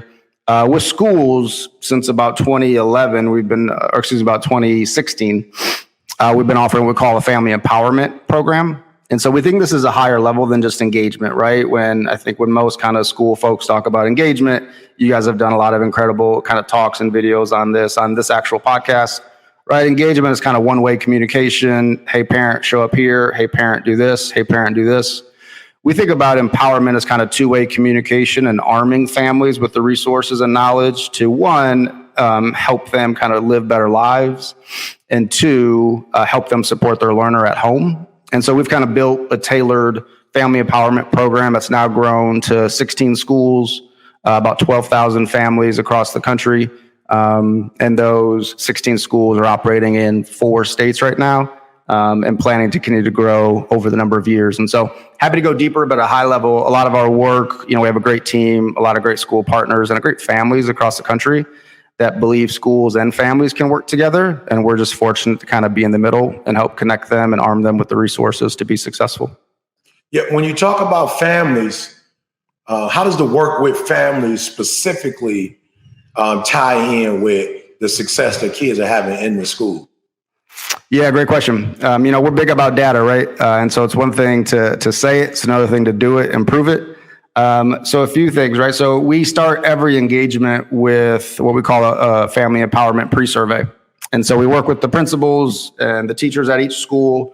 We tailor our survey a little bit, but then make sure we're sending it to families. And so we're trying to get at least 50% of those families at each school to complete the survey. We then use that data, to build tailored programs at each school throughout the year. So for example, we're offering financial literacy courses at the school for the adults. We're offering home buying programs for the adults at the school. We're offering job trainings, right? So based upon the schools we're working at in our Title I communities, our under-resourced communities, we're bringing those resources to the schools. Now, to your question, how does that affect the students? So what we say is when we're arming families with those additional resources, they have what? They're more stable. They have more time to help the little ones out at home, and they have a better connection and more support and trust with the schools they're working with. So they feel more comfortable asking questions. They feel more comfortable going up to the school to providing support. And with all those additional time and resources, we're seeing some pretty incredible outcomes with attendance, right? So we talk about like 3rd grade reading and high school graduations, all that important. I see Katie smiling.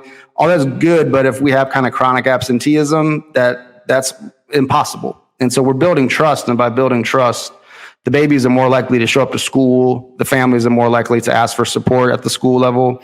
And then when we see that, we're seeing attendance go up. We're seeing academic outcomes go up. And even this past year, we had 500 families go through a financial literacy workshop. So as you guys talk about generational wealth and kind of arming Black families with the knowledge to continue to grow generational wealth, we're kind of trying to use the school as a connector to grow and achieve all those outcomes together, both for the students and the families. Yeah, I just want to ask this other one. So we see there's a direct correlation between, parents, their involvement with kids in schools, kids' outcomes. What do you see are some of the greatest challenges in the school systems today? Like you're like, man, these are probably 2 of the 3 recurring things that I see. And then what are some of the things you guys are doing that you feel that not only does it work for you, but can work for other organizations that are doing works in the school? For sure. Yeah, I'm happy to share what we've seen, but also would love to pass that question to you guys because we have 4 smarter people on this podcast than me. But in terms of my team and what we've seen, right? So the first thing is capacity, right? So not a lot of schools are staffed at full capacity, whether it's teachers or really a full-time staff member just focused on families. It often comes down to the 5th thing the principal has to do, the 6th thing the dean of students has to do. And they're already working 80, 90 hours a week. So schools are just understaffed. Schools don't have one person focusing on families. And so the first thing we'd say is in an ideal world, schools have enough money to have 1 to 2 to 3 full-time people just in their family engagement department. So I say that's step one.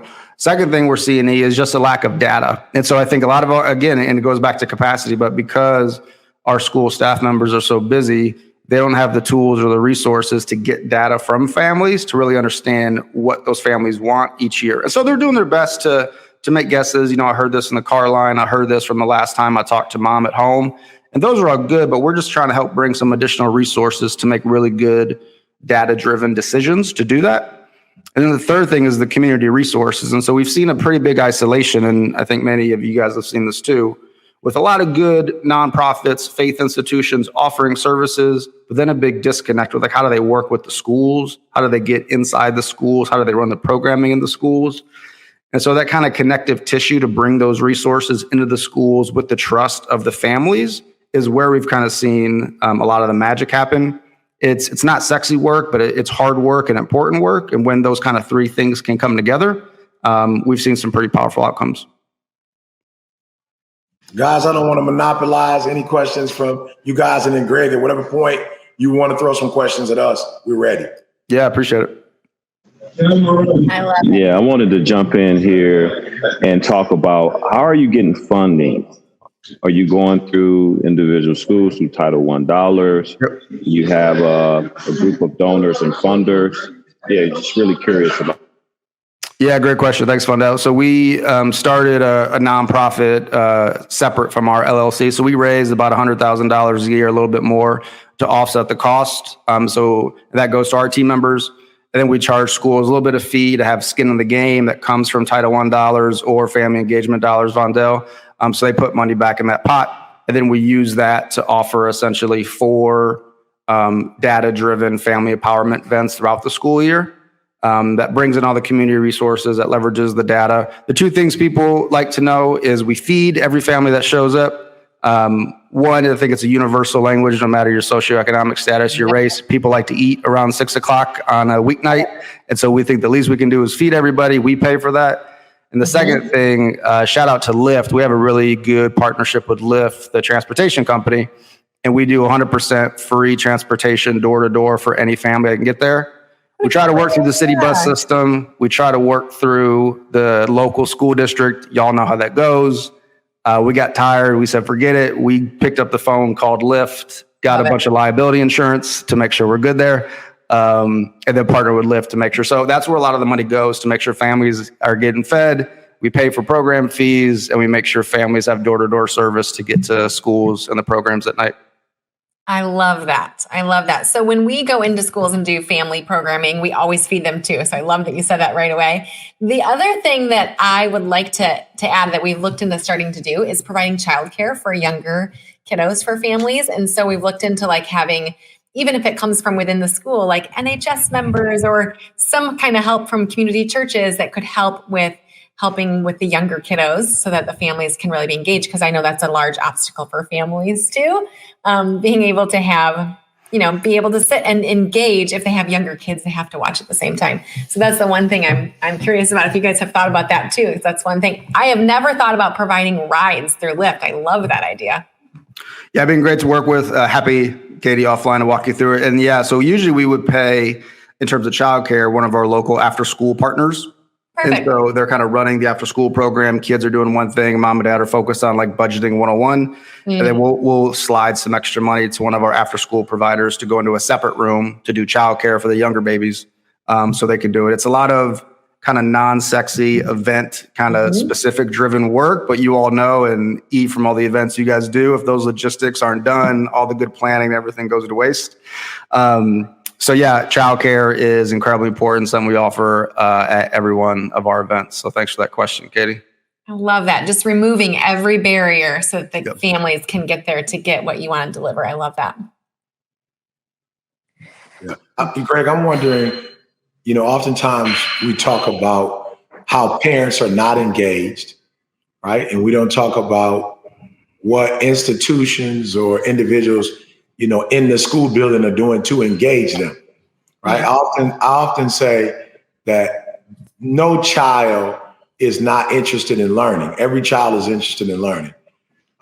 It could be they're more interested in learning video games or more interested in social media, right? But one of the things that I've noticed about, especially entertainment, it's forever evolving.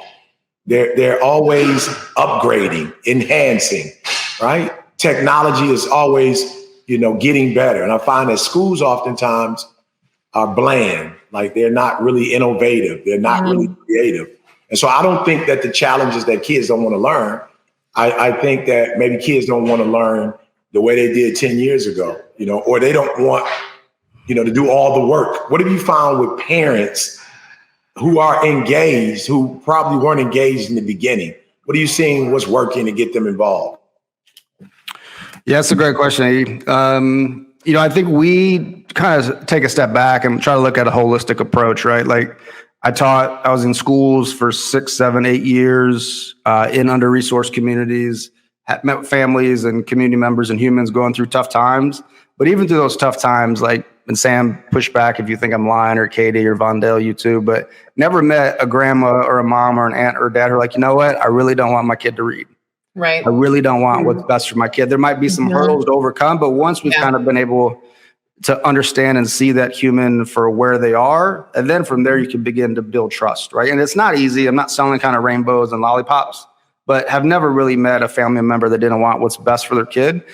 And so I think being able to take a step back, kind of see that human where they are, and then understand, look, like maybe the school they went to disserved them, right? Maybe the school they went to was racist to them, was mean to them, didn't give them the right opportunities. And so I think it's the mindset of, and a lot of schools and teachers and principals have this, it's the mindset of having to earn the trust of the family and not assume the other way around. And I think when schools and teachers are able to do that and really work to gain the trust and the understanding of where the family is, what the family needs, how we can meet the family where they are, the families kind of begin to lower their walls, if you will, and begin to trust and begin to engage and begin to ask questions and seek advice. And maybe that parent can't read. Maybe that parent doesn't have a job. Maybe that parent's struggling and they need support, but they need to be able to trust the human that's in that school building first before they ask for that sort of support. And I think when we've been able to help schools kind of get over that line and do that is when we've seen really powerful outcomes happen. Love that. Hey, Vondale, I know we're not going to get to keep you very long today. You've got really big, impactful work to happen out there too. So I don't know if you want to get any final words. I love that he just slid in. He was like, I'm in Obama's office downstairs. Like it wasn't a big deal. I just saw Obama's right hand in terms of. Yeah, that was Chris who just popped in. That's cool.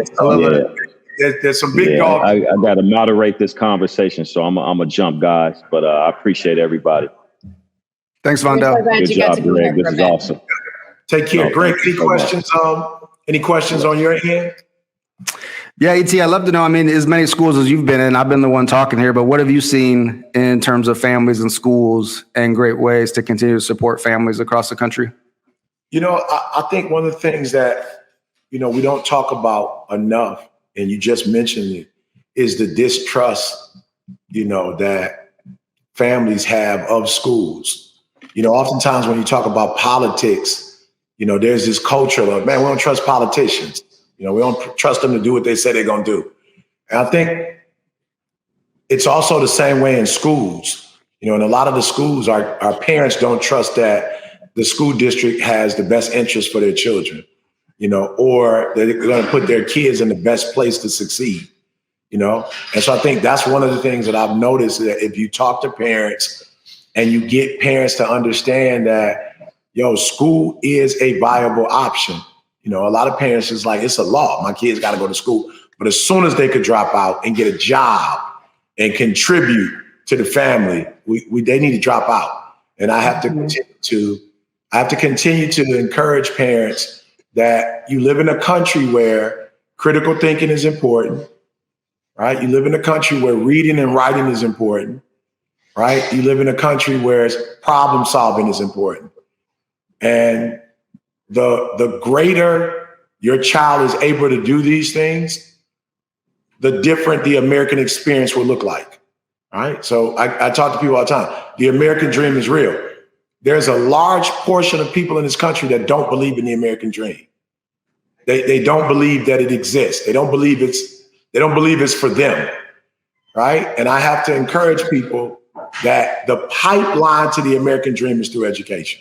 There's no way around it. That the pipeline, you're not going to experience the American dream if you don't take school serious, right? And so for me, just helping people to understand the purpose and the function of the educational system is just as important as the educational system.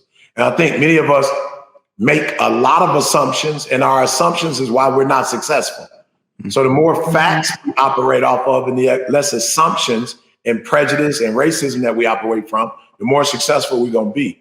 And so for me, I think we make an assumption that people understand the value of school. We make the assumption that they understand how to use it. It's a tool. It does not happen automatically. Like the educational system doesn't work unless you work it. Right? So I think for me, I found that in my work, the first thing I need to do is bring value back and credibility back to the educational institution. As a person that people look up to, I have to get them to understand school is important. Yep, I love that. Absolutely. So I just want a quick pivot because I know we jumped right in and talked about the impactful work that you and your organization are doing. I would love to backtrack a minute and talk just about on this podcast, we talk a lot about how we are educators or former educators, and we are innovating in different ways, based upon our experience. And so would love to hear more about just your path to launching SHRM and how that came up to be.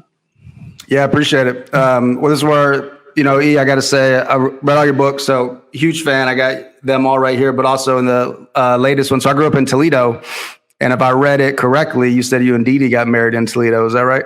Yes, sir. $25. I circled it. I circled in the book. I was like, man, I love the hustle. And then it was a little bit cheaper in Toledo. I love that. Greg, by the way, I remember when you bought UOU and E sent you a voice memo. Send me an audio message. Yeah, man. Instagram. He's like, yes. No, that meant a lot. I mean, busy dude. And, the following you have to send little old me an audio message just to support the book, man, that touched me. That was awesome. I appreciate that. But yeah, to Sam's point, I mean, really fast, and E, to build off your point, my dad was in the Marines, my grandpa was in the Marines. I was one of the first males in my family not to go to the Marines, but on the flip side, the first person in my family to go and graduate college. So I'm a first generation college student, but all along the way, growing up in Toledo, my parents really instilled the importance of education to me and my two younger brothers as well. And so we were fortunate to go. My dad ended up going back to college. He graduated with his undergraduate degree 2 years after me, because he sacrificed so much for me and my brothers to go first. And so that meant a lot. But also being in the military, he still very much believes, of course, America is the greatest country on earth, but also understands it's not perfect for a lot of ways and reasons. But thought education for me and his kids were the best way to get that, because he didn't necessarily get that opportunity straight out of high school. So in Toledo, to Sam's point, I grew up in a trailer park until 4th grade. I didn't think that was that big a deal until people started telling me it was a big deal, but it was, a home. My parents were great. They worked as hard as they could. They were saving money. We had diverse neighbors, right? We had neighbors of all kind of races and creeds and religions. And I thought that was normal because it was to me growing up. And then as we got older and moved to different neighborhoods and told people I've lived in the trailer park, they started looking at me funny. I didn't understand why that was, funny to other people until kind of later on. But yeah, Sam, and then through high school and college, played football at the College of Worcester. Shout out to Worcester. We played Sam's school a few times as well. Quakers. We won't talk about the record. We won't talk about the record. We'll be nice. And Sam was being nice to me to get me on the podcast. And then found out, through school, I majored in urban planning.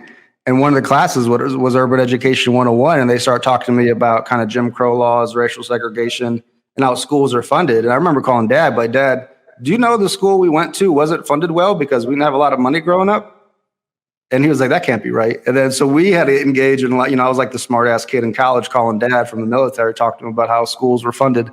But that really fired me up. It pissed me off. I was like, why did I maybe go to a school with less resources? Because my parents didn't have as much money as others, but also for I'm a white dude growing up in America, and I went to school with Black people and brown people and, people of different races and religions, right? So what does that mean for them and their school and their household? And how can we collectively build the greatest country on earth if we're automatically kind of disadvantaging people based upon the schools they go to, based upon the money, and this, right? So all that stuff, I was like, this is wild and completely unfortunate. And then learned about Teach for America, maybe similar to Sam, and then was like, well, this is my opportunity right out of college to try to kind of do something about this. And so I'll stop there. But through that, 2008, got into teaching, coach football. Then I've been kind of in education. I can't get out, but been in education since 2008. And that's why I say what I said earlier. It's like, I have a duty to help people to understand the importance, like why education exists, because I think a lot of people think that when, I think people think that when America was being founded, that there was an automatic educational system, right? And I don't know that it was as robust as it is today. I remember even being a kid watching Little House on the Prairie. Like, it wasn't a robust, educational system. It was whoever the people were in the village, they were at a little schoolhouse and, they were working with the kids during the day. I don't remember seeing swimming and aerodynamics and science and a laboratory and such. So I think it's my responsibility to let people know that one of the things that makes America America and what has made it a superpower up to this point is our educational system and what we have in our educational system, right? But again, I think to your point, it's also important to get people engaged in what's happening. Why is our school system the way it is? And then what do we do to make it better? Because to your point, if you're not getting funded and you don't realize you're not getting funded, you've never been to another school district, so you don't know that they have things that your school system doesn't have that you need in order to compete on a certain level, then you can't get engaged in the way you need to get engaged. Yeah. So I love you saying, hey, I'm not just thinking about me as a white male, I'm thinking about America as a whole. And if the country is going to be a phenomenal country, we have to address certain things. You know what I'm saying? And so for me, I always say to people, hey, there were a group of people, and it's not just based on color and some other stuff that's involved, but there are some people in this country that they didn't naturally have a plan for, right? So they didn't have a plan for you. So then that means that you have to get with them and go, hey, you didn't have a plan for me, but now you need to get a plan for me because I'm here, right? So my ancestors didn't come here to go to school. They came here to work.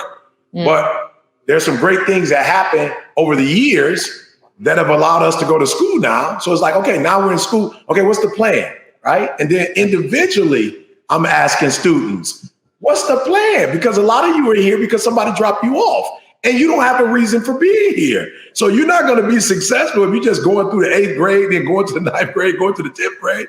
Like, you got to know why are you here? And then what do you plan on doing with this great thing called education? Because I have used it.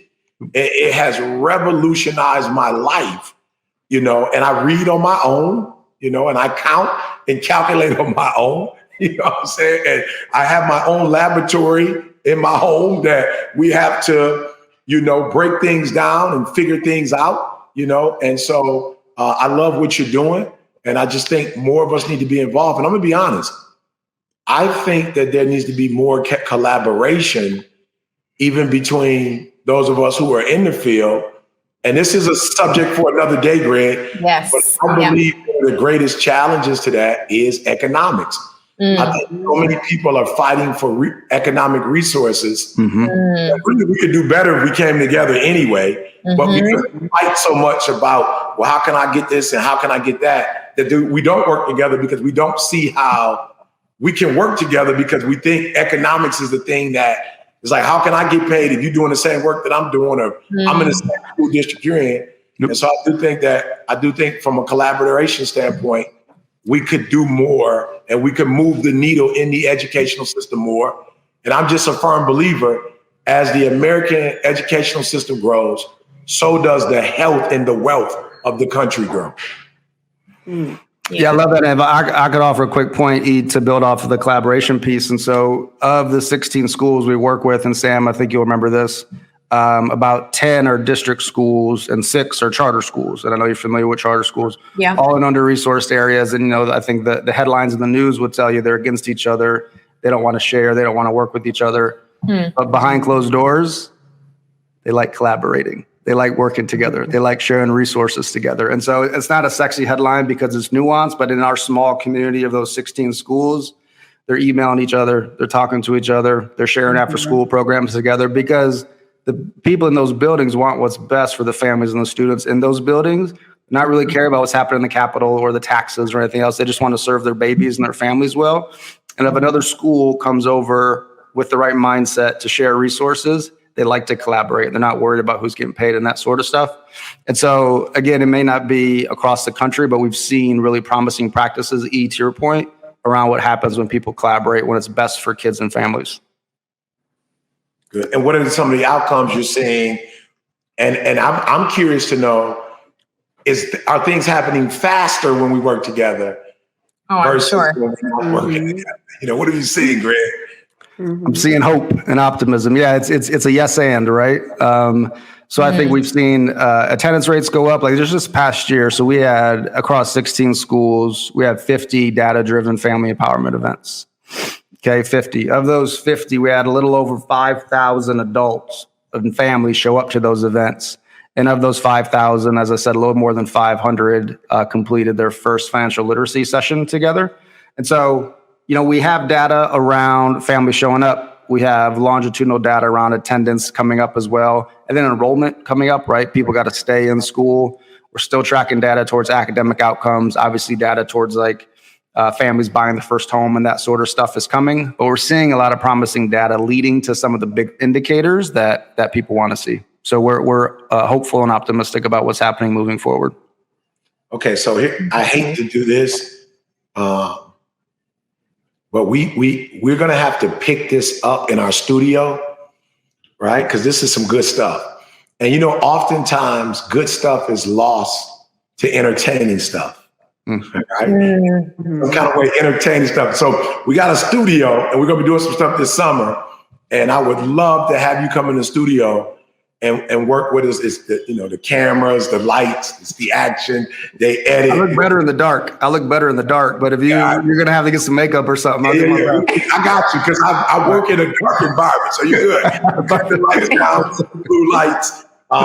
This has been phenomenal, but I do want to talk about how we can come together and really maybe spend about an hour in the studio, really taking this stuff and going, to a whole nother level, because this is next level stuff.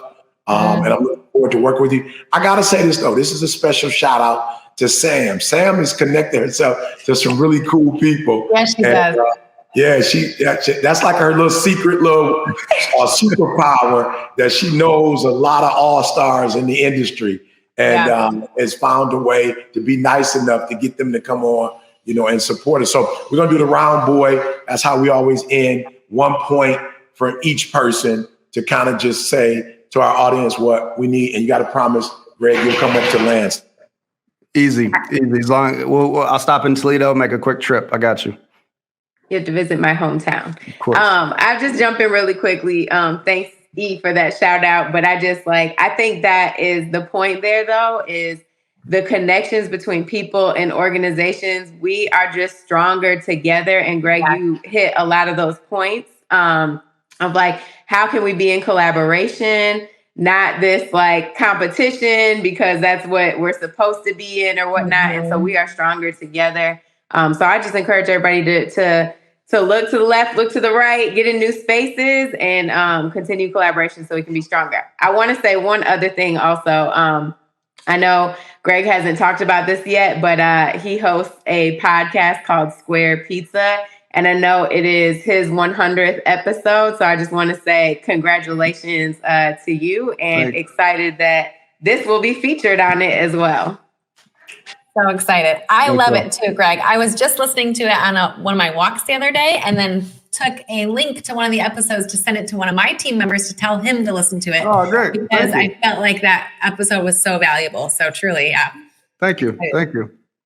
Hey, I'll jump in next. I'm ending with a book recommendation each time. And so since we talked about family engagement, I'm going to give everybody a recommendation for the book, New Ways to Engage Parents, Strategies and Tools for Teachers and Leaders K-12. It's by Dr. Patricia Edwards, one of my mentors from MSU. I had the opportunity to contribute to this book, but it's truly so good and really fits well with our conversations today about how do we engage more families.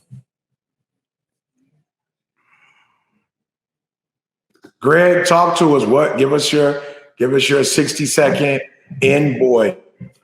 Well, thanks for having me. It's a pleasure and a privilege, E.T., Katie, and Samantha. But speaking about collaboration, we had a guest and one of my friends, James Ford from Rockford, Illinois, also a Midwest guy, teacher here, teacher of the year, rolled up to the state board, doing incredible work with Creed around racial equity in North Carolina. But one of his quotes, I love saying it, he says, prosperity is not a pie.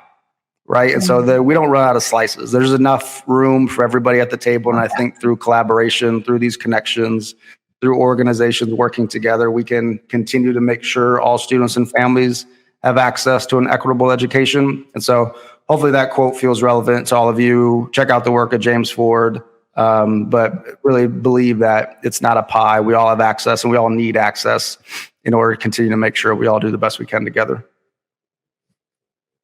Love it. Love it. For me, use your influence. Don't be afraid to speak up. I was listening to, I don't decide what goes up on social media. And I was listening to what they put up today. I don't generally do it, but for whatever reason, there's been a lot of DMs. People have been DMing me, whatever the message was today. And I saw it today. And it was overtly Jesus, you know what I'm saying? And I know in the past, my staff has been kind of scared, just to say certain things. I'm like, I'm not tripping on whatever is your thing. But whatever your thing is, don't be afraid to say your thing because you're worried about what somebody else thinks about your thing. I'm not a person that believes everybody should believe like I believe, but I'm not going to be afraid of what I believe. And I'm going to promote what I think is healthy. And I think we got to use our influence. And a lot of us are afraid to use our influence. I'm in schools. I love school. I got a PhD. I'm not suggesting everybody in the world go get a PhD. I think it's a grueling process. I don't think it's necessary for everybody, but I do think school is important. I do. I just believe that with all my heart. So I'm going to tell people go to school. And I'm not going to feel funny because other people don't subscribe to education. Some people trade. Okay. That's what you want to do is do a trade. But I'm telling you to read. I'm telling you to write. So I just think whatever you believe, you should push that.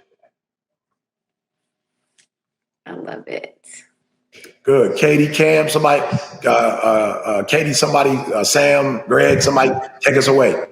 Well, if I could, I'd be remiss. I just want to say thanks to my team. We have a wonderful team and we're growing 6, 7, 8 full-time people. Couldn't do this work without my team. Our school partners, our clients, I want to lift all them up right now. We're only here because of them. And of course, because Sam's good people and thought nice enough to do it. But want to make sure my team, our community, our partners get a shout out for all the great work they're doing and they're trusting us as well. Thanks so much for having us. Love it. Thank you so much for being here. Keep up the great work. Thanks, Joe. Have a great day. Welcome back, everybody, to another episode of the Principal's Office here on Mass Impact. And this is the summer edition of Mass Impact. Because, see, the summertime is officially here. It's tank top and sunglasses season. The sun is shining. The weather is warm. It's nice outside. And school is out. But summer is a time for rest and reset, but it's not a time for relapse. See, what we mean by that is that summer is a time to be more creative, to be more innovative, to reach into that bag of tricks of how can you support your students even more to create an even more massive impact than ever before. And while we do need to rest and recharge and recenter ourselves, we do not need to take this time as a time to remove ourselves from the purpose and the calling that we have on our lives. And that is to create a mass impact in our schools and the lives of the students and the communities that we serve. Now, part of that is being super, super innovative with how we use our resources to help those students. And that's why I'm so excited for today's episode. We've got a special guest along with our normal squad. And that's the topic for today. How can we use what we have to get these kids what they need? And a lot of creative ideas were put on the table. We talked about offering Lyft and Uber rides. We talked about after school programs, summer programs. We talked about a lot of different things, free childcare even. But, when I think about this, at least in my mind, I start thinking about, well, what about the limitations to that? What if I have a lack of resources? And hey, maybe that's my limited beliefs coming out, but my first gut reaction is that sounds amazing, but I don't know if I'm the one for it. And I'm being completely transparent here. When I was reading through the show notes, that's what popped into my mind. And I thought back to when my gymnastics career got started. And I need y'all to understand that I paid for my own way in the sport of gymnastics. It's a pretty expensive sport. So I got a coaching job when I was 14, 15 years old, however early they legally let me do it. And I was using the money that I made coaching to pay for uniforms and meet fees and even travel and the gas to get to competitions, things like that. And we were struggling to go to that next level, or for me to go to that next level as an athlete because of the limited resources, right? But we've all heard the quote that resources is never the problem. It's resourcefulness, right? And so I sat there and I started going back through my own journey, and I remembered when everything changed. And there was this coach, his name was Harry Barker out of Huntsville Gymnastics Center. And I actually just saw him a couple of days ago at his baby shower. He's about to be a father. I'm super excited for him. But I was thinking back on, again, that journey that I went through. And what Harry did for me was he worked at a camp out in Tennessee. It's a gymnastics camp where a lot of high-level gymnasts, they go and they gather. It's a summer camp, right? Summer programs. And that was the first time when I went to that camp that I was exposed to other people who were trying to go to college for this sport, who were trying to really take their career somewhere other than just having fun with it, right? At their hometown, small town gyms. The thing was, that camp was $900 a week. And we certainly couldn't afford that. Like I said, we couldn't even afford the gas to get to the competitions. I was paying for that from my coaching job. And what Harry did is he didn't have a whole lot of resources either. He didn't have a whole lot of money. He didn't have a whole lot of means or wealth to be able to do anything, but he made a couple of calls. You see, he didn't have wealth, but he had relational wealth. He didn't have material wealth, but he had relational equity, right? And so he made a couple of calls because he had put in a lot of time and a lot of work and a lot of effort at this camp over the years. He had worked there for many, many years. And he said, I've got this kid who I think has a lot of talent. Is there an arrangement that we can work out? Maybe he can help clean the camp. Maybe I'll do this on the side to help make up for it, but we got to get this kid a scholarship. Can you do that with your Lyft? You call up somebody from Lyft or Uber and say, hey, we've got this new program that we're doing with school. Can we offer free rides to school? Is there something that we can do? And maybe the school pays for it. Maybe the grant money. I don't know what it looks like. I don't work in the schools. You tell me what it looks like. But I'm saying, is there a call that you can make? Is there relationship capital that you can expend? Is there resourcefulness that you have? Do you have the figure out gene where you can say, I don't necessarily know how to make some of these things happen, but I do know that I can figure it out. I do know that I can try. I do know that I can be resourceful with what I do have to get to where I need to go and where I want to lead these kids. Let me tell you something. That one phone call that Harry made that got me into that camp. I met a coach from Michigan at that camp. I ended up going to the University of Michigan because of that relationship, right? While I was at Michigan, I heard about this guy named E.T. who did free seminars at Michigan State University an hour and a half away, and I started going to those seminars. I met E.T. and now you've seen the butterfly effect before. You see how this all plays out. That one phone call, that one bit of resourcefulness, not resources, but resourcefulness changed my entire life. And I'm loyal to that guy till the day I die because of it. Because had he not gone out on a limb for me, I certainly wouldn't be the person that I am today. So in this summer edition of Mass Impact and this edition of the Principal's Office here, I want you to ask yourself the question, what resourcefulness can you use to make this summer a summer of innovation, a summer of creativity, a summer of progress for yourself, for your school, for your community, and your students, right?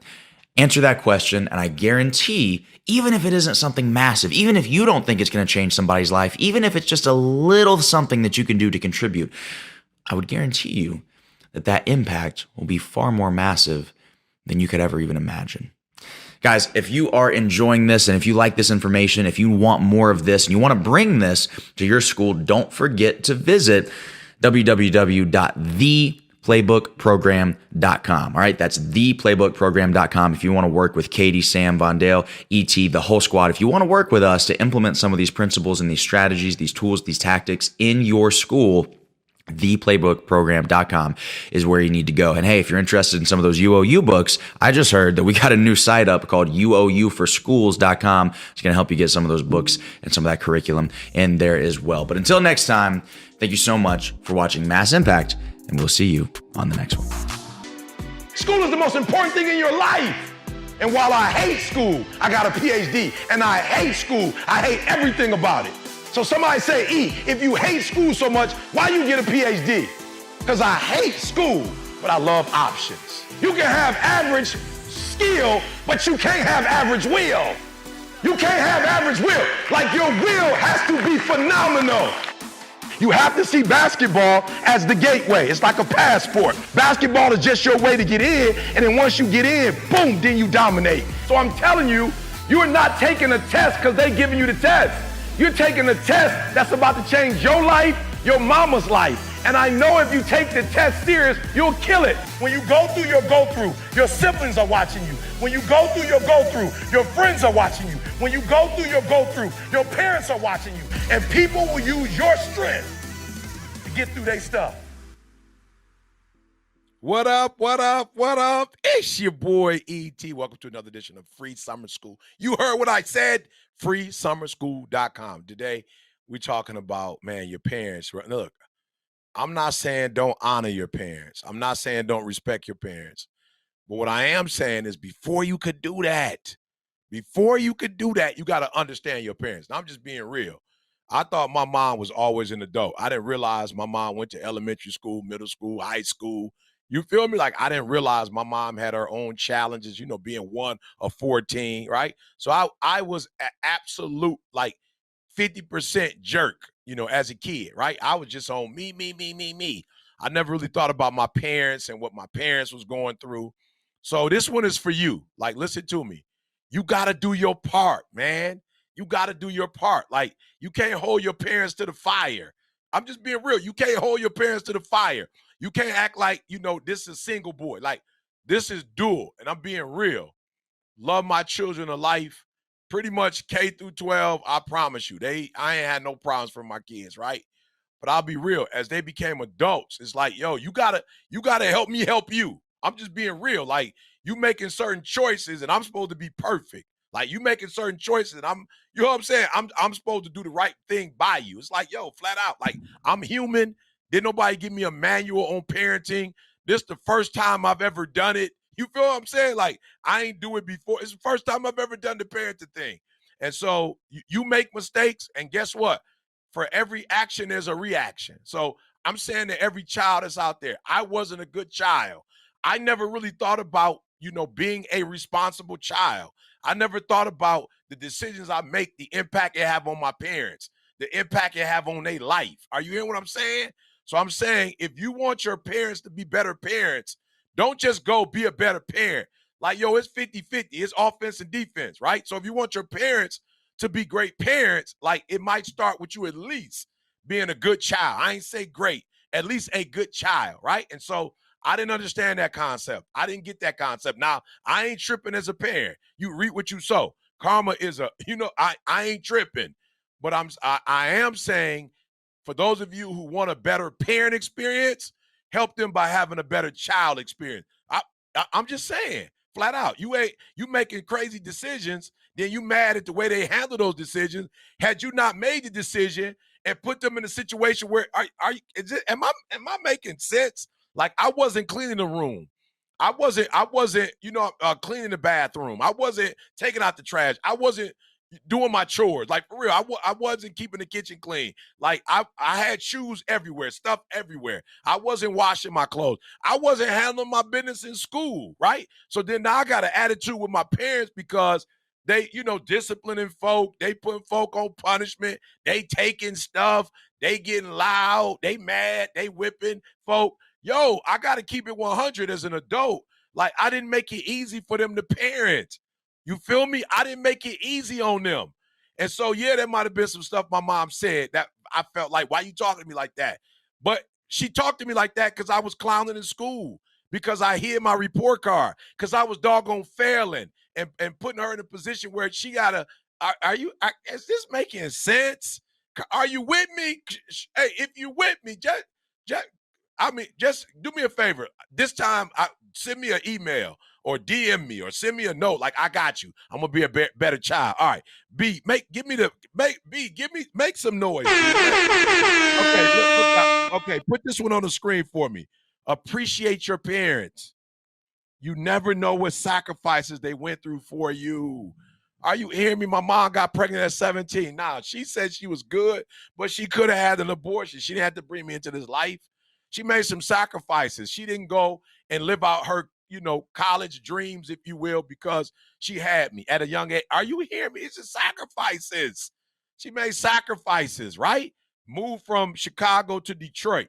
She made sacrifices to put me in the bed. She made sacrifices. Certain things she couldn't do because she was making sure she did for me and my sisters. Are you hearing me? That's easy for you to point the finger. It's easy for you to go in your room, slam the door, be pissed, call your homies, dogging your parents out. Like, that's easy. Oh, my mom ain't this, my daddy ain't this. But are you picking up the phone and are you being real with your friends on the dumb stuff you doing? Like, for real, you just want to hold your parents to the fire. What about the decisions you making? What about the stuff that you doing to create that situation? So I'm not saying that they right for doing that. No, but I'm saying you got to understand karma. You got to understand, bro. You reap what you sow. You understand what I'm saying? So let's start not with our parents. Let's start with being better kids. All right, here go the last one. All right, come on, B, make the noise. Get the last one. Listen to me. Don't anger your parents in order to please your friends. Those friends don't spend their lives building yours. Come on, somebody. Your friends don't spend their whole, like, you trying to impress your friends. You trying to make somebody, those aren't the people going to work. Those aren't the people when you got sick. You can't count on them when you get sick. Those aren't the people paying your college tuition, working overtime, double time, working jobs they can't stand, getting talked to like trash by their supervisor, and they're not gonna quit because they trying to stay because they want to make sure you got a better life. They making sure you got a car, transportation, gas. They taking you around, picking you up, dropping you off. That person you trying to they ain't picking you up. They not dropping you off. They not working. They not going through what. So I'm not saying don't have friends, but come on. You're gonna anger your parents, disrespect your parents, make your parents seem like because you wanna. Man, don't put all your eggs into strangers that you call them friends today. I promise you in middle school listening to this, high school listening to this, those people are not going to be with you for the rest of your life. And even college, you're going to gain friends in college, but not everybody, not all 1,800 students, not all 20,000, not all 10,000, not all 50,000. They're not going to be your friends. Your parents are going to be there for you thick and thin. And I know you don't like everything they do. Wait till you become a parent. I bet I know I personally got a different level of respect for my parents now that I'm parenting. Total different respect. I just say to them, I hope they listen. I'm sorry. I always try my hardest, man. I promise you. My parents just had something going on. I put them up in the hotel. My boy Ted looked out. We made sure they got, the cheese, cracker, fruit, platter, wine platter. Bruh, I'll do everything I can now to say, I'm sorry. I was a jerk. I'm sorry. I messed up. I'm sorry. I know I caused y'all hell. I'm sorry. I know I wasn't a dream. You know what I'm saying? Whatever the dream was, I know in my earlier years, I wasn't a dream. Whatever my mom, when she was pregnant with me, whatever she was saying in the womb, I ain't do that. I promise you I ain't do that. I was on some dumb, stupid stuff. But as an adult, I try to say, Ma, I love you. I'm sorry. Dad, I love you. I'm sorry. You know what I'm saying? Like, yo, flat out, I'm messed up, right? So don't be like me. Try to be a good child. You feel me? Try to be respectful. Try to do what's right. And I'm going to tell you this. The probability of you having a better relationship with your parents, if you do that, is going to be greater than if you cussing, going off, calling your friend, talking about them behind their back, huffing and puff, whatever, right? You only get to do this thing once. In God's infinite wisdom, he gives us the parents that he gives us. I know what you're saying. Oh, why he give me these? I don't know why he gave you those. I don't. But life, as my son say, is less about the hand you were dealt and more about how you play it. It's your boy E.T. Small steps, great distances. Now you know. Let's go. Knowledge is the new money. Get you some. I'm your host, Quincy Harris. E.T., the hip hop preacher, Dr. Eric Thomas. We are here. Before we get started, got a word. I just want to tell all the students out there, dreams are made to be accomplished. A lot of times, you hear about dreams. It's like, oh, I want to do this, I want to do that. And it's like, there's no real plan, but you have to do the work. There are people out there. I just saw that Richard Branson, the dude who owns Virgin Airlines, unbelievable. He's an astronaut. Unbelievable, bro. Dreams are made there are people who are knocking out their dreams. You know what I'm saying? So I just want the students to really know that whatever you put your mind to, it can really happen. It can happen. No question. Yeah. So, E, how you feeling today, man? Man, I'm feeling phenomenal, man. I don't even got time to get into it. These next 50, bro, about to be. I'm talking about, just don't believe me, just watch. Okay, don't believe me, just watch. Today, though, man, I wanted to talk about. I don't know why we never talk to kids about parenting. You feel me? Like I don't know why and so I want to talk to the kids today. I ain't even necessarily on honor your mother and father. I ain't even on that. I'm not on respect your mother and father. I'm on be aware, understand your mother and father. You feel me? Like, I'm gonna be real. I used to get in trouble in school all the time. I never understood how that just messed my whole schedule up. You feel me? She gotta come up to the school, bro. They don't have a take off work because your kid clowning day. You feel me? They don't have that. So I never really realized I was putting my mom through hell with her having to take a vacation day off to come up to the doggone school for me. Right now, she got to drive to Ford Motor Company in Dearborn from the west side of Detroit, drive back to the west side, wherever my school was, because I was getting in trouble elementary, middle, and high. So it just depends on if it was Taft, if it was McKinney, if it was Ford, right? Bruh, I never took in consideration, you killing your parent. I used to be like, my mom, this, she, that. Like, bruh, for every action, there's a reaction. And so I'm fooling, clowning, doing stuff I ain't got no business doing. And now I'm talking about she a bad parent. Yo, bro, it's some stuff you did that made her do what she did. You feel me? Like, oh, she cussed you out. Yeah, she threw the pot at you. Yeah, she whipped your butt with the extension cord. But you never thought about her. You never thought about what you put her through. And so I just want to say to I don't care if you're in elementary, middle, or high school. I don't care if you're in college and you coming back to the crib. Understand your parents are human. You feel me? Understand they're human. And sometimes we want to trip on humans, but you can't trip on a human when you clowning. You can't trip on a human when you get a temper tantrum or you get in your feelings or you do something you ain't supposed to do. You just want humans to always, you feel me? It's so funny. We just want our parents to always respond in the right way. You feel me? It's like, you did something you weren't supposed to do. So you want me to just always be perfect? I ain't perfect. So I just want to tell every child out there, I'm not telling you to be perfect, but cut your parents some slack. When they whip that butt and you run around here dogging them out on Instagram, you posted on TikTok how terrible they are. Take some ownership. For every action, there's a reaction. Take some ownership of the stuff that you've done to put them in a situation to do what they did. Wow. Auntie Val, let's talk. Relationship with parents. Talk to us. So I look at it like this, Q. Parenting is a job.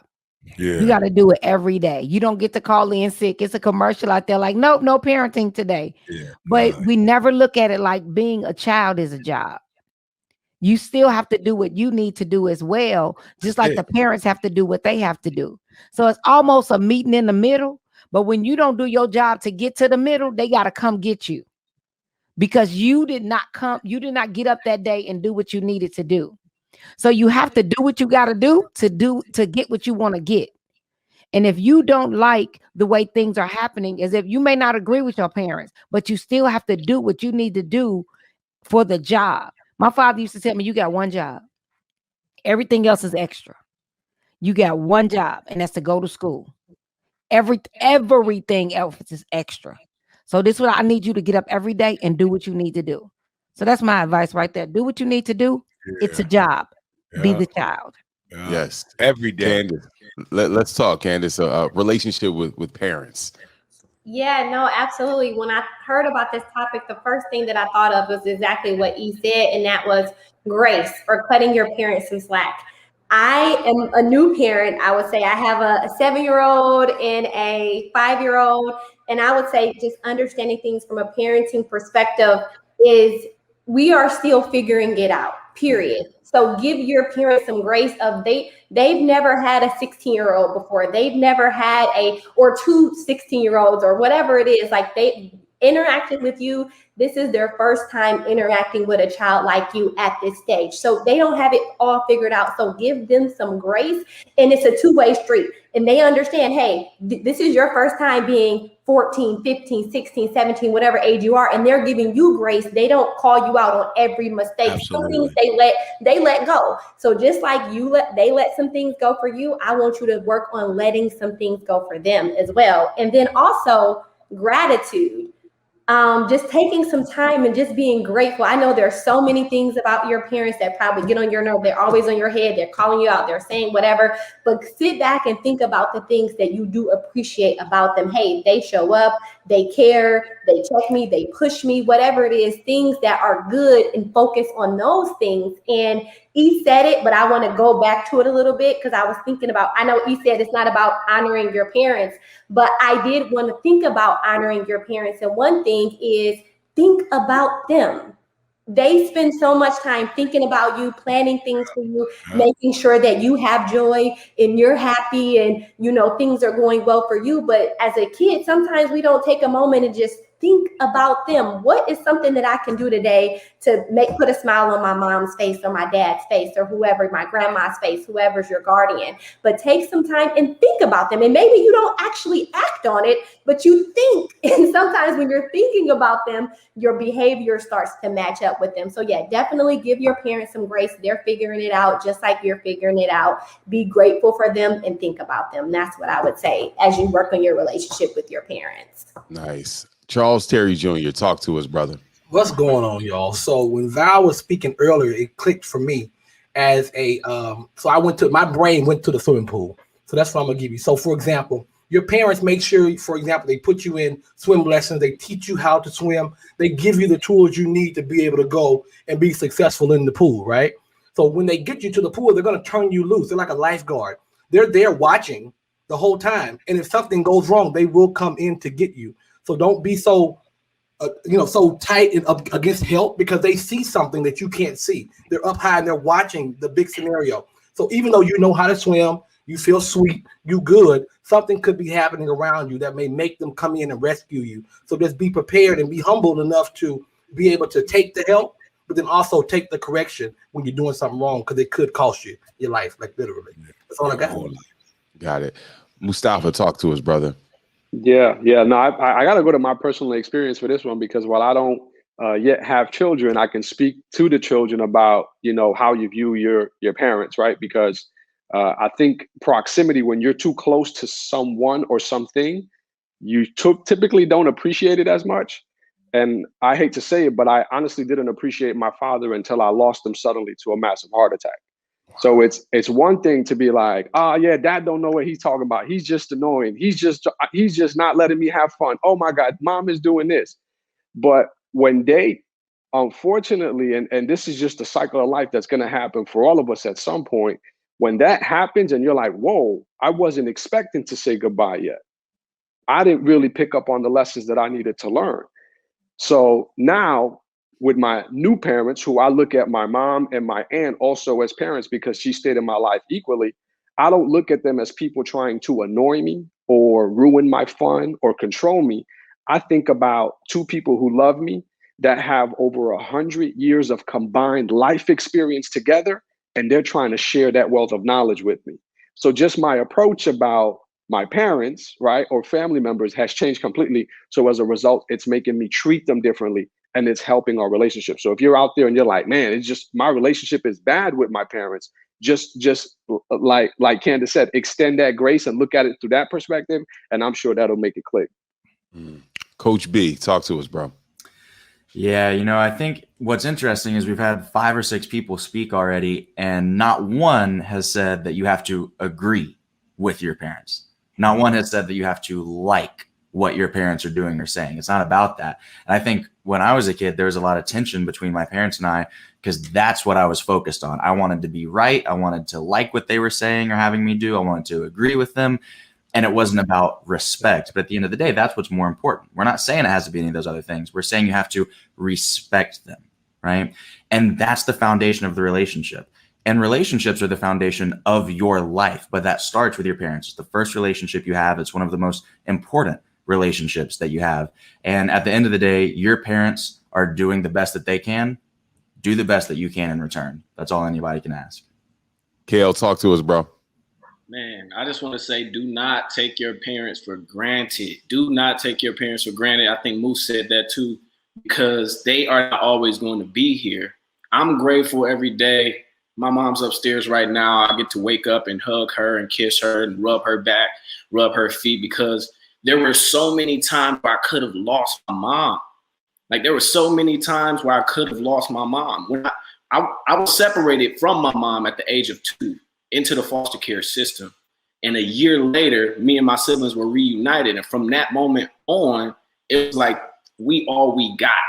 We all we got. Sure, we might disagree. Sure, we might fight. Or sure, I might do something that she didn't approve of and I might get whooped. But we are all we have. We have to keep this family together. And I am so grateful that I have my mom in my life. And I literally wouldn't know what I would do if she wasn't here. So I'm telling you, the youngins, do not take your parents for granted. Don't take their lessons for granted. Don't take those whoopings for granted. Don't take their cooking for granted. Like, appreciate all of it, because they can be like, the Lord giveth and the Lord taketh away. So you have to appreciate them while they're here. Let them know that they're appreciated while they're here, because they appreciate you. They don't take you for granted. I promise you, not a single parent takes their children for granted. So don't take your parents for granted. I know that. I want to talk to the students who listen to their friends over their parents. Oh yeah. Here's the deal.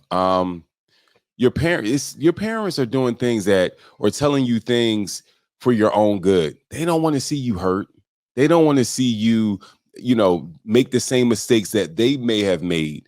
So the things that they're doing, like, you have your own personal coach. For those of you who are lucky enough to have your parents or guardians in your life that really care, they're in your life because they want to make you better than them. They see the pitfalls. They were in 4th grade. They were in 5th grade. They were in 9th grade. Like, they know the things that you want. They know you're not smarter than your parents. They know what's going on. They may not know, may not have had the same technology you've had, but it's been the same issues pretty much. So these are people who are here to guide you. So you may not get it. I kind of put it like this.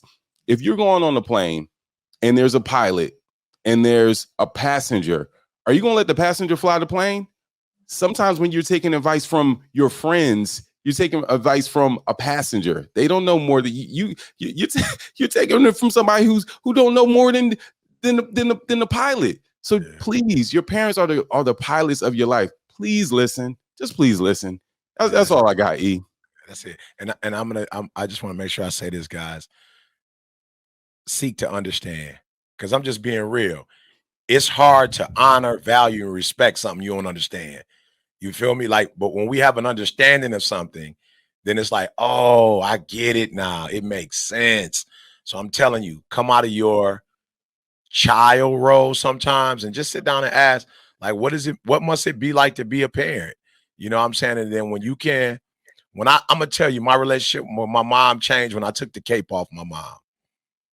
When I took the boots off my mom. You feel me? I was like, yo, my mom a real human. My mom got pregnant at 17 years old. I'm thinking, nah, bro, I got a 23-year-old daughter who might not be ready to have a kid. My mother was 17, bro. She was 17 when she found out I was in her womb. That's young. I cut her way more slack now that I know. She was a 17-year-old living in a house with 13 other siblings and a mother. She lived in a house with 14 people, a 3-bedroom, 1 bath, bruh. I got a whole different level of respect for my mom, bruh. As an adult, when I just saw her walking around with the cape on, she going to work, she feeding us, she washing clothes. She's super I'm every woman inside of me. You know what I'm saying? Like that mom I looked at different, but the one I looked at was like, yo, she thought her father was dead. Bruh, that woman, I have sympathy for her, empathy for her.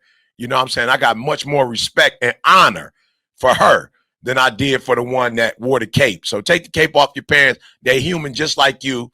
If you want some grace, cut them some grace. Whatever you want from them, give it to them. Man, it's your boy E.T. I'm not telling y'all to become the children of the year tonight, but small steps, great distances. Now you know. Let's go.